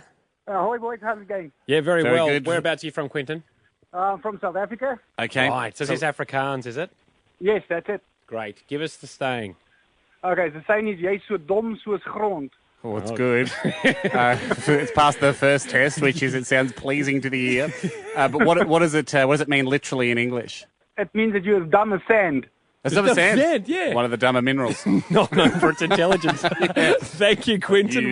Can we hear it one more, Quinton, one more time in Afrikaans? Jy's so dom soos grond. Yeah, it's the grond. Yeah, that's the sand. part. Yeah. That you are as nimble as zinc. Thank you, Quinton. Tibor. Ahoy, boys. How Ahoy. you going? Very good, Tibor. What country are you giving us your phrase from? From Hungary. Beautiful. Okay, take it away. Give us the hopeless person phrase. Szenved mindisno a jégen. Sounds like you could almost spit on the ground after that. Tibor, what's the direct translation? Struggling like a pig on ice. Okay, yes. Slippery good. surface, I have hooves. Yeah. That would be difficult. Yes, pigs, some of the least equipped hoofed animals for ice. Like it, Tibor. Nick, ahoy to you. Ahoy, boys. Ahoy, Nico. What country are we travelling to, bud? So, Greece. Very good. What's the saying for a hopeless person in Greek? So, Isha voivi. It's a quickie. Okay. Isha voivi. Literally, what does it mean? You're a mule. You're a mule. You mean you're as hopeless as a mule? Yeah, you know, Okay, you're a donkey. Yeah. You're a donkey, and therefore you have all its traits. And if you're trying to do something like set up the DVD player, well, then you're as good as a donkey at that. Yeah, no, that's just how you call someone a mule. Yes, you're just you're a donkey. I suppose we have that, don't we? We have that saying. Yeah, You full. donkey. There's a saying for if someone's a clown, we'll often yell out, "You're a clown." Anton, 131060. Ahoy to you. Hello. Hello, Anton. What language is your phrase in? Dutch. Beautiful. Take it away. We say, je kan nog geen deuk in een pakje boter slaan. Right. Jack, did you understand that? You've got a Dutch heritage. I can only say eat well. Give it to Anton. It's smakelijk. It means that you cannot hit a dint in a buck of butter.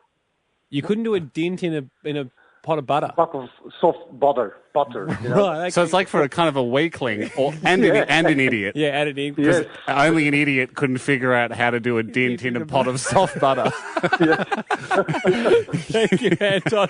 I like it. It's good. It's an attack on someone's brains and brawn. Alex, wrap this up for us. Tushol boy. Tushol, the Hungarian for ahoy. Oh, very good. Yes. Hungarian ahoy. Great. Okay, we're back to Hungary. Is it a different saying than Tibor had? The saying is Dang Zuk I Buksta. Yep. What does it mean? You could not procure a hug in a brothel. Oh, couldn't even get a hug. In a brothel. Oh, no. Yes. You have been ripped off. You've been severely diddled. We have that one here as well, Alex. We're currently doing this. Ni hao. Hello. Ni hama. How are you? We have no more. That's why we need to fill out Hamish and Andy's International Phrase Book. Privileged birth situation and upbringing edition. Okay. Think you over-egged that, or? Yes, I do. Okay. I think I went too specific, too long. Probably cost us listeners. 131060 is the number. But yeah, we're looking for essentially the spoiled brat edition. This saying we use here in Australia and in England, born with a silver spoon in their mouth, meaning they were born into family riches and they'll never have to do anything for themselves. I think it means, now that I think about it, when they're getting fed baby food, it's with a silver spoon. Rather than a wooden ladle. Yeah, ladle's big for a baby. Stick. There's a stick that you poke around in some wet old bread with and poke it in the baby's mouth. Yeah, born with a wet bread stick in your mouth. It's like, oh no. Oh no, that's tough. Crosscut's fine. Born with a crosscut in your mouth, I think you've been born into a good family who's giving you something decent to chew on. 131060, what's the equivalent in your country or the language you speak? Peter, what country are we travelling to with you? Okay, I was told I was second, but I'm on first. Sorry, Pete. Pete, I mean, look, showing you're adaptable though. Pete, do you want? No, Pete, let's go to Anna first. No, Pete, if Pete. Ahoy. Oh, sorry, no, we come back to Pete. We said hi to Anna quickly. Stay there, I just Anna. want to quickly see if Anna's comfortable going first. Okay. Anna, are you comfortable kicking it off? I'm fine kicking it off. Okay, great. Just pause there and we'll just go back to Pete and tell him that you are... Hey, Pete, we're going to go with Anna now. If you're comfortable, we'll keep you at second. That's fine. Great, okay, Thank Pete. you, Pete. Talk to you in a moment in exactly one caller's time. Back to Anna. Ahoy, Anna. How are you? Ahoy, good, thanks, boys. How are you? Good, unless you were told you were going third. I was told first, but then when you said Peter, I thought, I don't know. Oh, what are people being told today? Gee, it's like a batting order in cricket. You've got to adjust, you know. Get your pads on, guys. Anyone could go out at any time. Okay, Anna, what country do you have the equivalent of born with a silver spoon in the mouth? What's the country? It's at Italy. Italy, okay, Italian. And what is it in Italian? Tell us the phrase. Hamish should know this. Yep. Nada con la camicia. Yes, born with a crab fettuccine in your mouth, the most expensive of the pastas. Anna, what does it translate to? Born with your shirt on. Oh, so you don't have to go shirt shopping. And in Italy, too, the finest Italian silks. If you've already got a shirt as a baby, you're looking good. Thank you, Anna. Peter, in the difficult second spot. Ahoy, okay, got the pads on, ready to go. All right, Pete, your first drop. Ahoy to you. Pete, what language? Okay, so we're going to Greece in Greek. Yep, okay, great. All right, yep, and the saying goes, Vutiropido. Ooh, quickie, what does it mean? Okay, that means butter boy.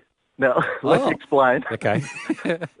Now, everybody, grows up with olive oil over there, so only the privileged ones get butter. Fancy pants, Butterman. Fancy Got a cow, do you, boy? What's it? Too good for olive oil, are you? Yeah, butter boy. Like it, It's Peter. like the opposite of a restaurant in Australia. Like, normally you just get bread and butter, and fancier restaurants, you get olive oil. Yes. So over here, the saying would be olive boy. Or oil boy. Or oil. Oil boy, oil girl. Yeah. But thanks, different Pete. countries have different traditions. That's why we invented this segment. May, ahoy. Hello. May. May. Thank you for calling in. What language are you the expert on?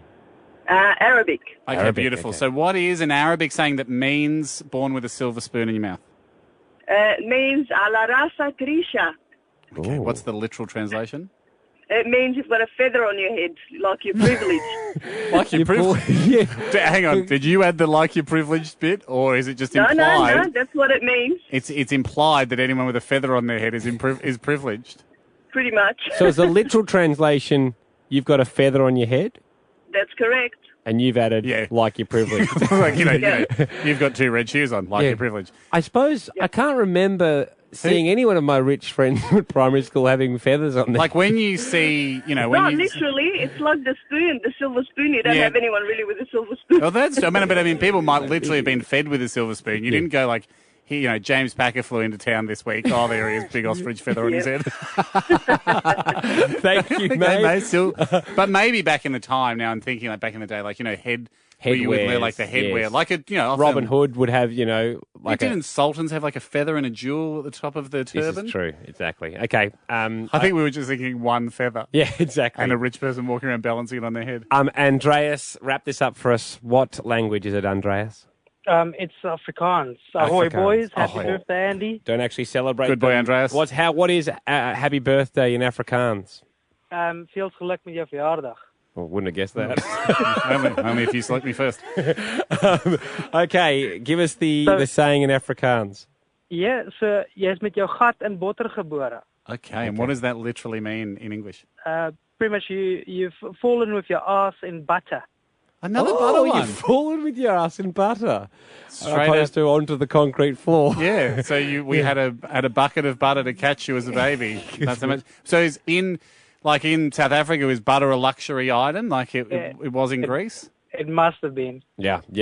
Andreas, perfect. We've got time for one more. Am I pronouncing this correctly? Is it Mehmet? Yeah, Mehmet, that's it. Mehmet, what language have you got for us? Turkish. Take it away, Mehmet. What's the saying?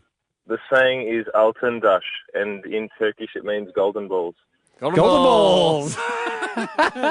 How's your baby? Has golden balls? Look at this golden balls over here. Thank you, Mehmet. Perfect. It's Hamish Andy driving you. So weird that your nickname's the saying. No, not my nickname. In the past, we opened the International Phrase Book when we want to hear from other languages and other countries what their equivalent sayings are. If you've missed it in the past, born with a silver spoon in the mouth, what's the country? Okay, so we're going to Greece, and the saying goes, "Vutiropido." That means butter boy. Now, everybody, grows up with olive oil over there, so only the privileged ones get butter. Fancy pants, Butterman. Got a cow, do you, boy? One person being way more attractive than the other in a couple. Japanese. If you're with someone and they meet your partner for the first time, they could say, "Mottainai." What does it literally mean in English? What a waste. Oh, what a waste. That'll happen when hell freezes over. So in Indonesian, my mum always says, "Sampai botak berjengger," until a bald man will grow a rooster's comb. Like, the mohawk on top of the we know a rooster's comb. I mean, you already have trouble producing things up there, let alone another animal's head adornment. They're crackers, Ando. So today we open up again, Ham. Well, we've been using last week when we did, like what's born with a silver spoon in your mouth. We've been calling people butter boys all week, which is the Greek saying. I've copped it a few times from Jake. Call me a bit of a butter boy. Yeah, on the group. Today we open it up again. Ni hao. Hello. Ni hama. How are you? We have no more. That's why we need to fill out Hamish and Andy's International Phrase Book. Extremely full of yourself edition. Yes, some people that are arrogant. Yep. we often will refer to them saying that they've got their head up their own arse. We will. That's what we say in Australia. We doubt that exact phrase exists in other languages, but we're sure other languages will have an equivalent saying their head up your own arse. 13 10 60, do you speak another language? What is the saying in the other language? And then give us the literal English translation. Yes. That's where we enjoy it. And, I mean, we've already got them coming in. Yep. I won't be answering calls. I'm a bit of a butter boy. 13 10 60 is the number. We need you if you're multilingual. This is the Hamish and Andy Show podcast. And we are in the middle of this. Ni hao. Hello. Ni hao ma. How are you? We have no more. That's why we need to fill out Hamish and Andy's International Phrase Book. Extremely full of yourself edition. Yes, we say they may have their head up their own arse as far as someone that we think's arrogant. Yep. On 13 10 60, we're asking, in your country or the language you speak, what are the equivalent sayings? John, where are we headed, mate? We are headed to Nepal, guys. Nepal. Jeez, could be our first Nepalese one. Yeah, fantastic. John, what is the Nepalese saying of equivalent meaning? So the Nepalese saying is "Mero birulu malai meow," which literally means my cat meows back at me. My cat meows. It feels like a riddle. It feels like we have to answer this correctly and we can cross the bridge. My cat meows back at me. That's smart, Alec. Yeah, okay, but why? Why, if you're a cat... The cat meows at everyone. Yeah, but this one here is such a smart Alec, it meows back at me. It answers back. It's such a smarty pants. Oh, okay. Oh, the cat's the arrogant one. Yeah, the cat's the arrogant one. That makes right. So my cat's arrogant. It's a saying about an arrogant cat. Basically, yeah, that's right. Okay, great. Yep. John, I think... It makes more sense now than when we started. Yes. Which is good. It's always good to have progress. I get it now. My cat meows Sorry, it back took me at me. so long. Yeah. It's like, don't snap back at me. Even my cat is snapping back at me. Is that what maybe I don't get it. Basically, yeah, that's right. What's that? John just said it's right. Yeah, well, no, he's saying, that cat's being arrogant. So maybe if I said to you, like, oh, my cat's snapping back at me and I pointed at you, I'm calling you my cat meowing back at me when you should just do what I tell you to do. Which cats don't do. John, loved it. Thank you very much. Loved it, John. A good riddle. Simon. Hello. Hello, Simon. Simon, what country? Samoan. Samoan. Okay, give us the equivalent saying for, he's got his head up his own ass. Bolo avao. Oh, it's a goodie. What does it mean literally in English? You think you're your dad's best nut. Oh, you think you're your dad's best nut? You think you're your dad's best nut. Pretty good. Yeah. I like it. I like it. When we know you were just one of a billion. Yes. And it was a bit of a chance game. Thank you, Simon. Liz, what country are you headed to? Hungary. Okay. If someone's got their head so far up their own behind, what's the equivalent saying? Oron soru. And it literally means they poop gold. They think they poop gold. They think they poop gold. They think they poop gold. That's pretty good. Equivalent to you think Be it doesn't uncomfortable. Yeah. It could be molten. No, it's still very hot. Yeah, there is actually no comfortable way to poop gold. Now that you think about it. It's either coming out in nug form. Small nuggets, I suppose, are your best shot. Because they're small enough not to hurt. We'll move on. We don't have to. We can. Because they're molten. Obviously, you got the burning issue. How'd you get it in there, though? We'll never know. It makes more sense than the cat talking back to you. Yeah. I mean, when you mentioned another one there, you think his poops don't stink, is another one that we say here. Similar kind of thing. Yep. And they wouldn't if they were gold. Paris, where are we headed? Hi. Hi, Paris. What different language are we speaking here? It's Persian from Iran. Okay, great. What's the saying that's the equivalent of someone having their head up their own ass? Yeah, it's a little bit long, so it is دنبالم نیا بکونش میگه دنبالم نیا پیف پیف بو میده. God, it's hard to pull out in a road rage situation. What does it mean? It literally means the person tells their ass not to follow me because you stink. Oh, right. The person's better than their own ass. They want to go a different way. I think it's my favourite so far. Pretty. Thank you, Farid. Kind of person that tells his ass not to follow him because it stinks. Yeah, it basically means, not a team player. Yeah. Nadia on 13 10 60. Thank you, Nadia. What country? Malay, Okay. from Malaysia. Beautiful. Yes. Take it away. Take it away, Nadia. So the term is jubal kembang, which literally means you have a swollen anus. So your anus is swelling because you're so full of yourself. Oh, okay, yeah, right. So we got a problem at the seams. So, your fingernails are going to pop off, your anus is swelling, you're in all sorts because you're so full. Yeah, you're so full of your own. Pretty Nadia, good, Nadia. Like it. It's Hamish and Andy. But we thought we'd start the show today, Ando, with the International Phrase Book, something we love doing. Love doing on a Wednesday, and the show's filling up. So we thought, let's just make sure we get it done for today, because we know a lot of people who like learning other languages use this segment a lot. What it is we pick a saying that might be very, very popular in English and look for similar sayings in other languages and their direct English translation. Today, Ando, we have our new category. Ni hao. Hello. Ni hao ma. How are you? We have no more. That's why we need to fill out Hamish and Andy's International Phrase Book. That's a very good thing edition. Very good thing edition. We say it's the bee's knees. The duck's nuts. Which I guess are very good things. I'm not sure. Well, somehow it's a saying. Yeah, I know. I mean, the cat's pajamas. We've never put our cat in pajamas. We tried to put him in a suit once. He hated it. But the cat's pajamas are still that's a very popular saying. I must say, with regards to the bee's knees, I know it rhymes, which is fun to say. Yeah. But of the bee, there's heaps so better stuff. So does the bee's fleas. I would say, I would say the sting is more impressive. Yep. It's not like a hen's teeth, is it? Thing like bees do have knees, don't they?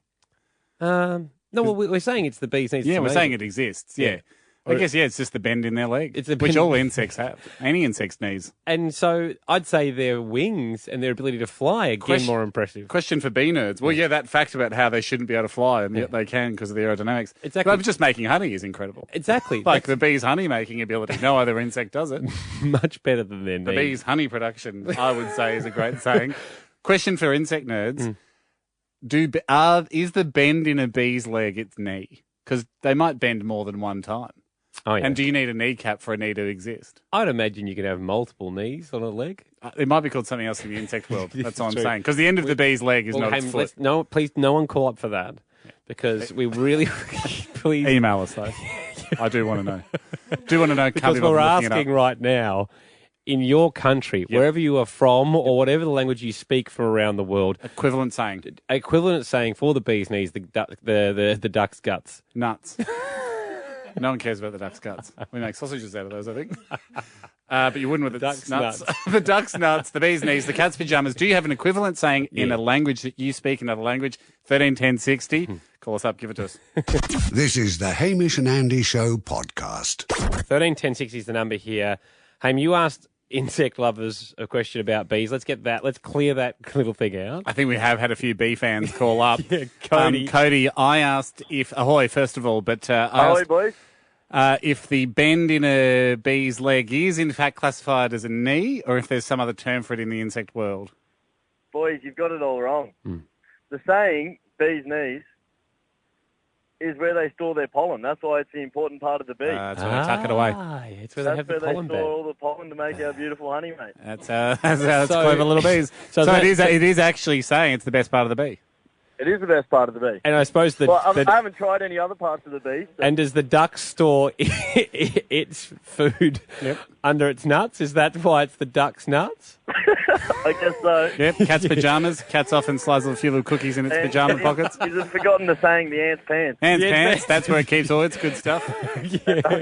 Now the fox's socks. It often keeps $5 in its socks. Weirdly, the bee's knees is actually the only one that makes sense now. Yeah, it is. Because the bee, I now remember they hide it back there. Thank you, in case Cody. they get patted down by the cops. We are currently doing this. Ni hao. Hello. Ni hao ma. How are you? We have no more. That's why we need to fill out Hamish and Andy's International Phrase Book. That's a very good thing edition. The bee's knees. We say that in English, as we just heard. The cat's pajamas, the ant's pants. A lot of other terrific sayings. But 131060. Do you speak another language? Are you from another country? Do you have an equivalent saying? What is it, and what's its literal translation to English? Lois on 13. Or was it Lewis? It's Lewis. Sorry, Lewis. Forgive me. But Lewis, ahoy. What country are we travelling to for the equivalent saying of the bee's knees?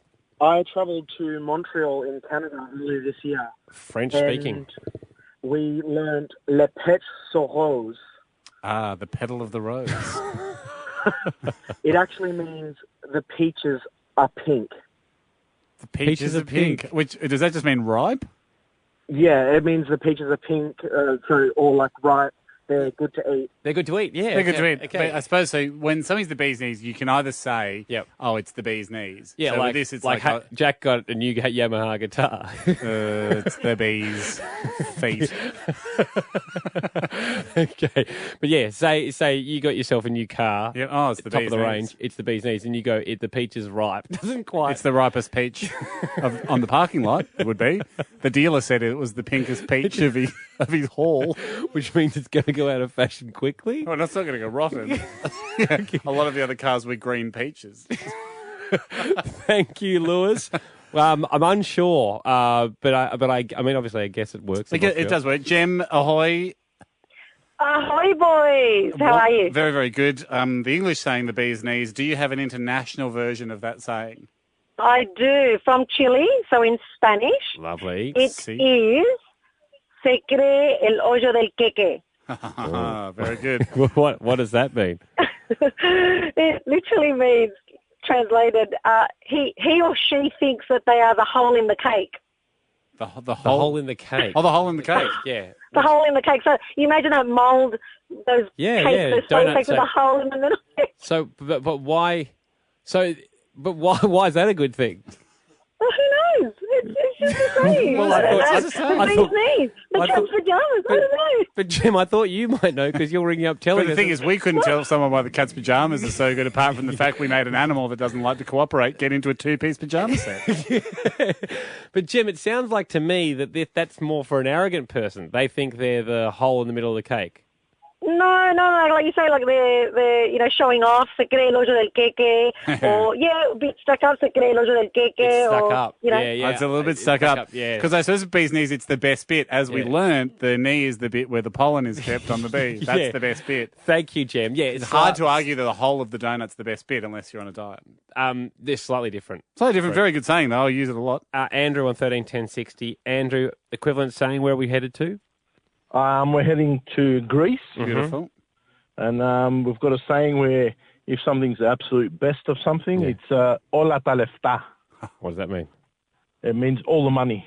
All the money? Oh, yeah. Oh, right. A little bit swingers. All the money. It's the best. There's nothing better than that. It's absolutely on the money. All It is the money. all the money. All the money. Όλα τα λεφτά. It's like a woman walking down the street, αυτή η γυναίκα όλα τα λεφτά. All the money. All the money. So could someone walk in with a new pair of sunglasses and say that? Yeah, and you go, all the money.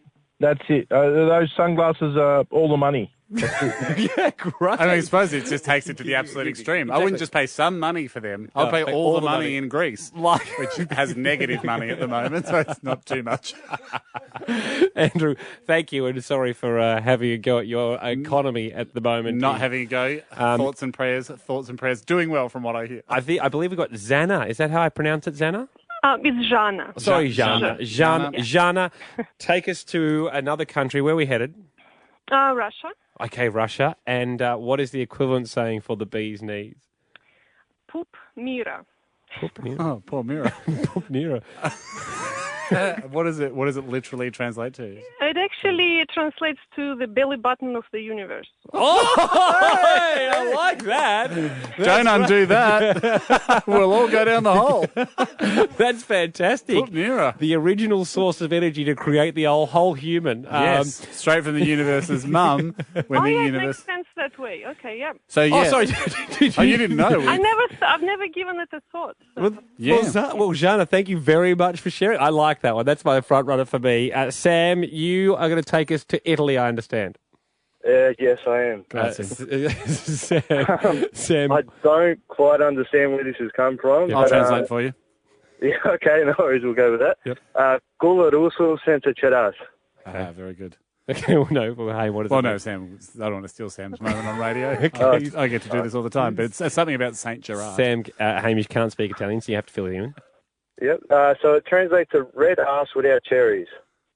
Don't exactly know red ass without cherries. Ah, yes. In Italy, it's considered quite a high honour to have a red ass. So people, for fields people, But people would often cheat and spear cherries on their ass. In my village growing up, people would go, hey, oh, he's got a nice red ass. Oh, hang on, he's speared cherries on it. But if you had a natural red ass, that was the bee's knees. Makes sense. 12 shows left, Ham, and we're in the middle. I knew that, everyone, by the way. That's not just Andy dropping a bombshell on me. Oh, my God, what are you talking about? I signed for next year. And at the moment, we're leaning on our international listeners or those that are multilingual as part of this. Ni hao. Hello. Ni hao ma. How are you? We have no more. That's why we need to fill out Hamish and Andy's International Phrase Book. Upset Person Edition. Yes, if you've got a bee in your bonnet. Not a beanie. You've got a beanie in your bonnet. You just put a woolly layer on to stay a bit warmer under your bonnet. A bee in your bonnet, or if you've got your knickers in a twist. They're two sayings we use if someone's a little bit upset, frustrated, uptight. Mo on 131060. What country are we going to first, Mo? Ahoy. Hi, boys. Well, what language have we got? Arabic. Okay, Arabic, beautiful. okay. Give us an equivalent saying. Fasiana Bliss a bushok. What does that mean? It means the devil has farted in your face. Oh, no. Much worse than a bee in your bonnet. Wow. Oh, no. That's Cheeky devil. Can you use that freely, Mo, or is that one you bring out? Like, is that a very, very common one? I was like, oh, this guy's really upset. Let's say a devil farted in his face. It's I've heard it used more typically in the morning when someone's woken up pretty grumpy for no particular reason. Wrong side of the bed type stuff. Yeah, that's all. Kind of like the wrong side of the bed. So it gives the impression that while they were sleeping, the devil snuck in and farted on their face. That's right, and that's why they're grumpy. Yeah, because otherwise I was wondering, like, why wouldn't you get out of the way? If you saw the devil come in, pull his pants down, bend over, stick his ass in your face, you'd move. But if you're asleep, that's how he gets you. That makes more sense. It checks out. I cannot wait to use this one. What's with you today? Look out, guys. Andy's the devil's farted in Andy's face a bit today. Natalie on 131060. Ahoy to you. Hey. Ahoy, boys. What's the language? Ahoy, Natalie. The language is Assyrian. Assyrian. Okay. Beautiful. And talk us through the equivalent to a bee in your bonnet. So in Assyrian, it's Maskriba Machtile Babuch Mutakamo. Okay, good. A longie. It translates to, why are you angry like your dad's put in front of you? Oh, your dad's here. So it's basically just like, why are you angry? Your dad's here. But no, it works well. It means sort of like, why are you angry for? It's like your deceased dad's put in front of you. Oh, deceased dad. Deceased dad. It's Sorry, missing the deceased because I love hanging out with my dad. Yeah, I enjoy Dad. But if in years, future years, and when he passes, I don't want him to be in front of me. I don't think it would calm anyone down though to go, why are you angry? It's like your dead dad's here. All right, mate, I'm already angry. I don't want to think about dad's passing. All right, Natalie, a good one. A good one. Good. Issa. Yes. Ahoy. Issa, ahoy. Ahoy. What country are we headed to? We're headed to Spain. Terrific. Okay, beautiful. And do you have an equivalent saying for bee in the bonnet? I do. Estoy de mala leche, which is like saying I'm in a state of off milk. So my milk is off. Okay. My milk is off. So you say that about yourself. I've got. Well, you'd say about yourself when you're sort of cranky. You're in a bit of a moment, having a moment, I guess. Yeah. So either, sorry guys, the devil's farted in my face today, and it's made my milk sour. Yeah, I'm in a state of off milk. I'm in a state of off milk. I like it, That's good, Issa. Kat, time for one more. Talk us through it. What country? Ahoy to you. Hi, ahoy, boys. How you going? Very good, Kat. Where are we going? What language? Greek. Okay, Greek. Beautiful. Do you have an equivalent saying Greek. for bee in the bonnet? Okay. Μου έψησες το ψάρι στα χείλια. Okay. Say no more, Kat. Actually, Say say no more. one more thing. What's the literal English translation? You have cooked the fish in my mouth. Oh, okay. I'm angry. How dare so you. this is the one that you put on yourself as well. You cook the fish. That's strange. So what? I've got a hot mouth. What? So what do you think it means? You've made me so angry that the fish is cooking in my mouth. I'm boiling with rage. Okay, boiling with. Yeah, And my okay. saliva is the fish broth, and I'm cooking my the fish. saliva is cooking the fish in my mouth. That's how angry I am. That's good. Yeah, that's like a bee in your bonnet. Yeah, that is like a bee. I'm cooking a fish in my mouth. I'm so angry with you. And yet I'm also talking. What a legend. Thanks, Kat. Haim, we're about to lean on our international listeners or those that can speak many languages. If you haven't heard this segment before, what we do is we throw out a phrase that we use here in Australia, and we're looking for the equivalents in other countries. We've got a little bit of a recap for you here. The English saying the bee's knees, do you have an international version of that saying? Russia. Okay, Russia. Poop Mira. Oh, poor Mira. Poor Mira. It actually translates to the belly button of the universe. Oh, hey, I like that. Don't undo that. We'll all go down the hole. Extremely full of yourself edition. You know, he's got his head up his own ass. Samun, bolo, aval. What does it mean literally in English? You think you're your dad's best nut. Oh, yeah. Pretty good. Yeah. I like it. Exactly. I like it. Upset person edition. The phrase, bee in your bonnet. Arabic, Sasiana Iblis Bushok. What does that mean? It means the devil has farted in your face. Oh, no. Much worse than a bee in your bonnet. Wow. Cheeky devil. Haim, today?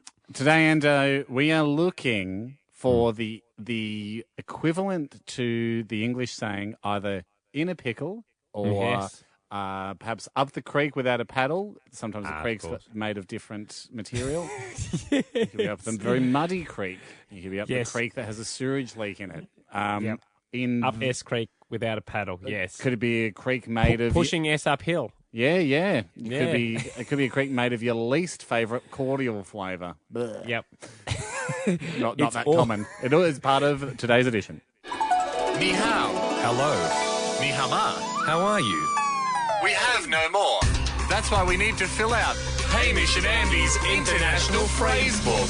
Quite a serious dilemma edition. The quite a serious dilemma edition. What's the equivalent, guys? Are you pushing poop uphill? Are you up Poop Creek without a paddle? Are you in a pickle? Yeah, 131060 is the number now. Your country or the country you speak or the language you speak, let us know it in that first, and then the equivalent saying. We'll go to next. This is the Hamish and Andy Show podcast. And Ham, we're in the middle of this. Ni hao. Hello. Ni hama. How are you? We have no more. That's why we need to fill out Hamish and Andy's International Phrase Book. Quite a serious dilemma edition. That's right. The phrase today is, are you in a pickle? Are you pushing poop uphill? Are you having trouble? Are you in a dilemma? We have those sayings in Australia, but what sayings are there in other countries, in other languages?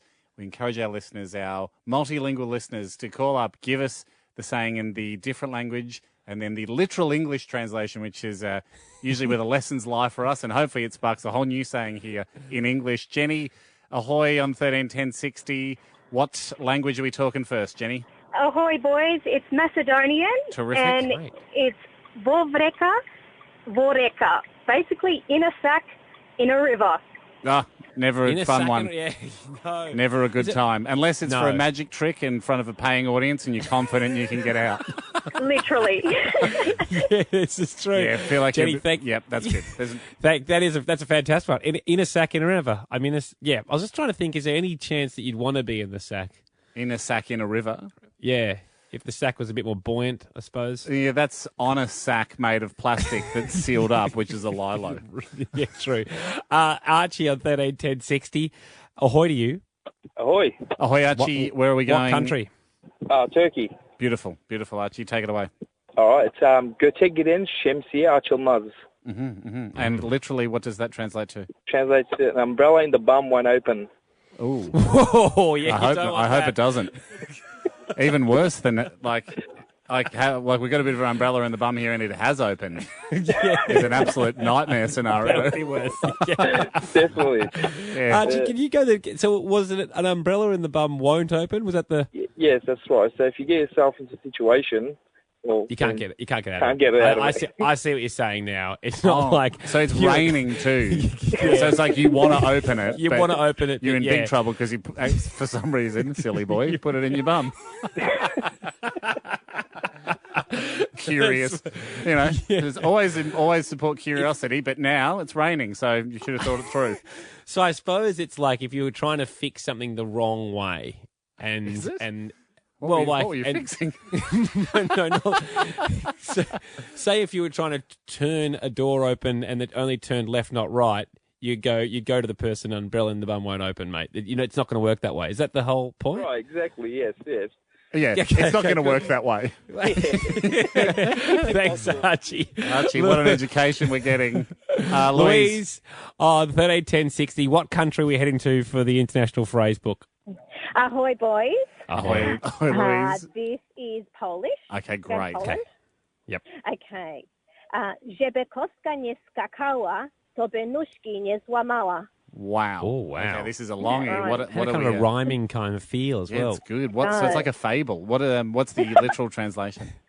It literally means if the goat didn't jump, it wouldn't have broken its legs. Aha. Stay grounded, goat. Hang on. How is that helping? I'm in a dilemma.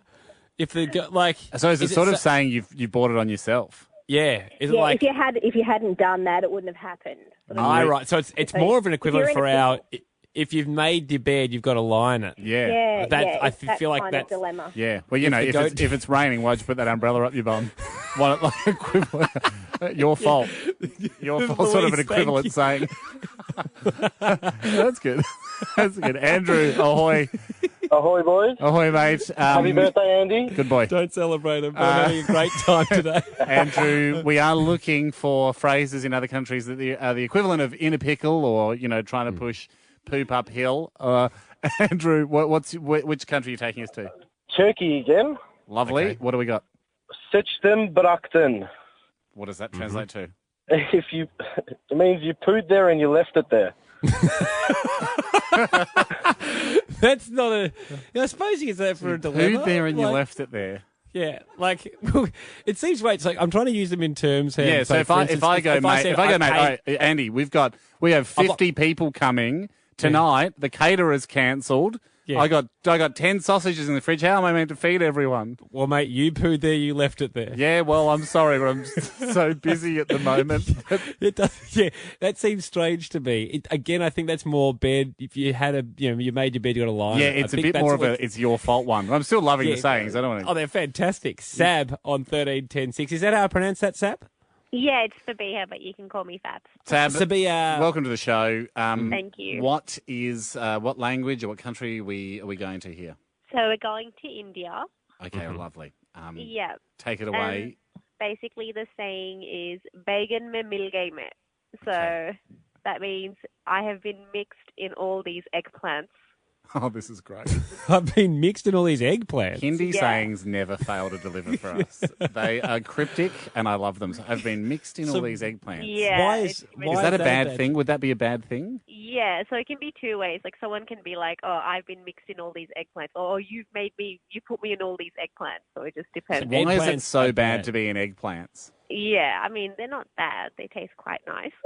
I suppose you're in a pickle. Like it's the same as ours. Like, why are we being inside another actually, right. That's probably India has got pickles taken. What looks like a pickle because we want our equivalent saying. Or, alternatively, English might have gone, Hindi has this terrific saying in Hindi about eggplants. We want our own. Yeah, no, it makes as much sense as I'm in a pickle. Antonio, wrap this up for us. The final equivalent saying for, a pickle or up the creek without a paddle. What country are we going to? Ahoy, boys. Ahoy. We're going to Mexico. Ah, beautiful. Spanish. So basically, it's a short one. Estás en un pedo, which means you're in the middle of a fart. You're in the middle of a what? A fart. A fart? Is that it? You're in the middle of a fart? I think so. Yeah. I've looked out to our producer Sam for confirmation. Farts are his number one favourite thing, even above his children. He's crying. So that leads me to believe we have correctly heard that there. So, you're in the middle of a fart. Middle of a fart. Horrible place to be. Horrible place to be. worse than being in a river in a sack. Unless you're doing it. Can you be in the middle of one you're doing? Yeah. You can. You have to be walking backwards with a tailwind. To envelope you properly. And hence, having said that all week, we want to open this. Ni hao. Hello. Ni hao ma. How are you? We have no more. That's why we need to fill out Hamish and Andy's International Phrase Book. Commit or else edition. I mean, that's what go hard or go home is, isn't it? It means commit or else. Give it your all. Give it your all. Give it your all edition. For our last Your one time. seems more threatening. Well, go home's a threat. No. Yeah. It's like, it's not as threatening as What or means else. go- Or else seems like you might get killed or something. Or else go home.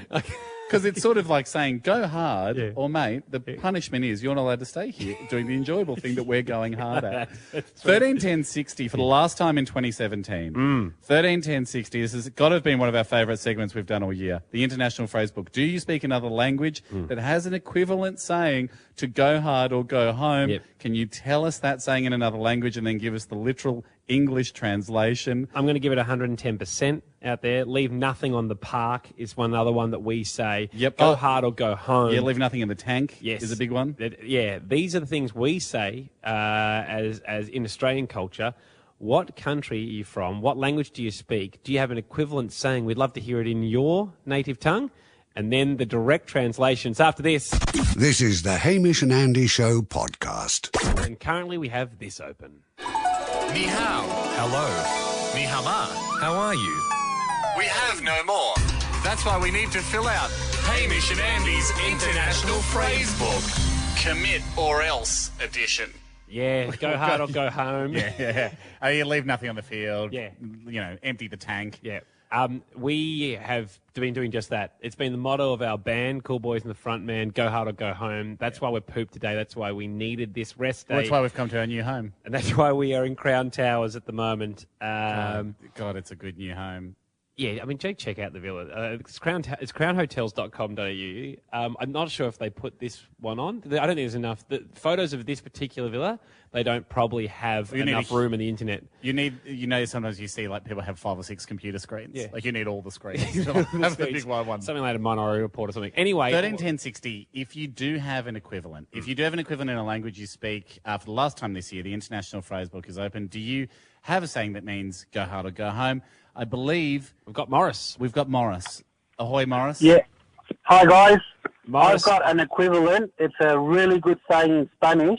Spanish, okay. Are you from Spain? I'm from Uruguay, South America. Beautiful. Of where they speak Spanish. Okay, take our South American friend and Morris. Say it in Spanish first. So it's el tiburón que se duerme, which means the shark that falls asleep. Se lo lleva la corriente, which means gets taken away by the current. So the shark has to go hard, otherwise if he falls asleep, he gets swept away by the current. Sleepy sharks pay a geographical price, is a saying we have in English, which I think means the same thing. Similar thing, doesn't it? And our Uruguayans are known for biting, if you know what I mean, from the last World Cup. We do. Morris, double man. Can you just say it, the whole phrase in Spanish without breaking it up? Yeah. El tiburón que se duerme se lo lleva la corriente.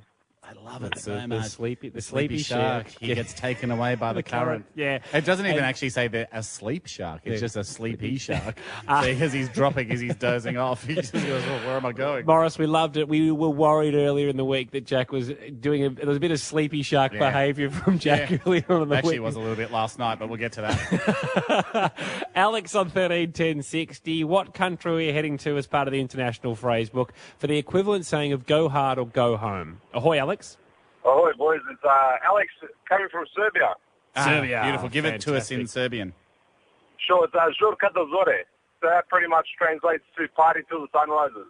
Yeah. Yes. Yeah, man. Can you give us to that one again? Žurka do zore. Like it. Yeah. Party till the sun rises.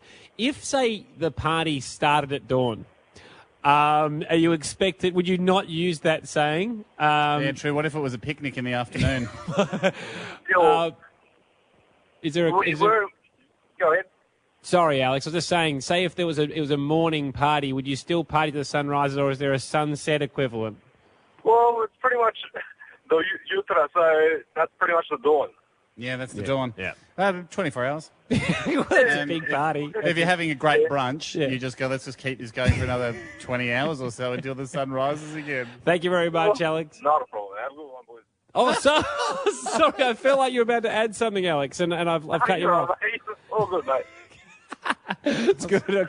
We'll leave it on that note. Always nice to have a polite goodbye and make sure we were literally making sure there's nothing left in Alex's tank. Yeah, we certainly were. Do we have time for a Portuguese one very quickly? Okay, sure. Very, very quickly. Absolutely. Melina on 131060. Melina, ahoy, we believe you've got a Portuguese equivalent. Ahoy, guys. In Portuguese, we say ou caga ou sai da moita, which means take the shit or leave the bush. Take your shit or leave the bush? It's like piss or get off the Yes, pot, that's really. it. But it means don't hog the bush. I'm glad we did one Let more. someone else use the bush. Yeah, come on. We all want to use the bush. What a bush. I mean, yeah. Oh, there is a toilet over there. No, let us use the bush. Thank you, Melina. Aim for the first time on the podcast this year. It's time for this. Ni hao. Hello. Ni hao ma. How are you? We have no more. That's why we need to fill out Hamish and Andy's International Phrase Book. What's done is done edition. Yes, it is the What's Done is Done edition, Ando. Quite a famous, a global concept. Yes. Everyone's got a concept for going, essentially it means you can't have a time machine. Yep. Can't go back. I would also say no use crying over spilt milk would be another thing we say in Australia. That's one we've got, but the concept of being, of what's done is done is something that every culture has. Yes. Basically, it's what's driven mankind forward and helped us develop civilizations. Just move forward, guys. We can't go back and change it. Just got to move forward is the vibe. Yes. But it comes out in a lot of different ways across cultures. And it's quite a famous one. I had a small boy growing up in my Italian village when I was... Well, that's what sparked the reason to do this. I found this and I just went, this is just an amazing saying in Italian. In Italy, we often say, and I'll try and give you the English afterwards, but Italian's more my native tongue. There's no real translation, but I'll see if I can do it. We often say, se vende il solo figli per il formaggio non può rivelarli dopo aver mangiato la pizza. Okay. Which is funny. And what does that mean? Oh, sorry. Yeah. It means, this is amazing. It means if you sell your children for cheese, you can't get them back after you've eaten the pizza. That is fantastic. Love as a saying. It's like, hey, you picked pizza. Yeah. Okay? And you've enjoyed the pizza. And we all know that the day after, there's no pizza left. Yes. And you can be sad. I know that more than anyone. And a bit of peace and quiet. But you ate your pizza. And I love it as a saying because, it feels like to Italians, that's a very rational thing to have done. Yeah. I have no cheese. We have children. I do. I know a guy that will do buffalo mozzarella for children, but I warn you, it's a no refund deal. The only way you can get your children back is if you give him back the fresh mozzarella he gives you. If you cook it, he won't accept a refund. I'll take the deal. That's why I miss my children. Now we head around the world. People have written in, Ham, answering the very question, do you have an equivalent for, don't cry over spilt milk? Sahar, ahoy. Ahoy, boys. Happy birthday, Andy. I just had to say this. You gotta. It's Andy's birthday year. Every day's a party. And we share the same birthday month. Mine is 17th May. Oh, there you go. What are the chances? 1 in 12. Sahar, could you? What language is your saying that has an equivalent for a "what's done is done" type saying? So the language is Urdu, and I just want to add that my husband actually posted this, but he sacrificed his airtime for me because he knew that I am the biggest fan of yours. He's given you the draft pick. He's handed it over. So, what was the language, Sahar? Urdu. And where are we speaking that? In Pakistan. Pakistan, parts of Afghanistan, yep. Sahar, take it away. So in Urdu we say, "Ab shikaye kya jab chidiyan chug gayi khet." Meaning, what's the point of lamenting now when the birds have already eaten your harvest? Oh, the birds have eaten your harvest. Again, a similar. People like to focus on food being spoiled. Spilt milk, eaten pizza, birds have snacked on your harvest. Basically just saying you can't get food back fresh. Don't cry over a hungry bird. Yeah, don't cry over a bird with a belly full of harvest. What would a common harvest of birds? I mean, we're talking fruit, pitted fruits, citrus, wheat. Would a bird eat wheat? I think a bird would. Maybe we're talking more stone fruits. Rice? The birds also they eat rice. Do they really?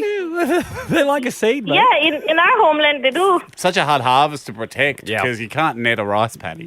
No, exactly. Maybe you can, I don't know. Sahar, thank you so much. Great, Sahar. We go lovely to have you on. Yes, we go from Sahar to Anne. Anne, ahoy. Ahoy. How are you guys? We're great, Anne. And what's the country?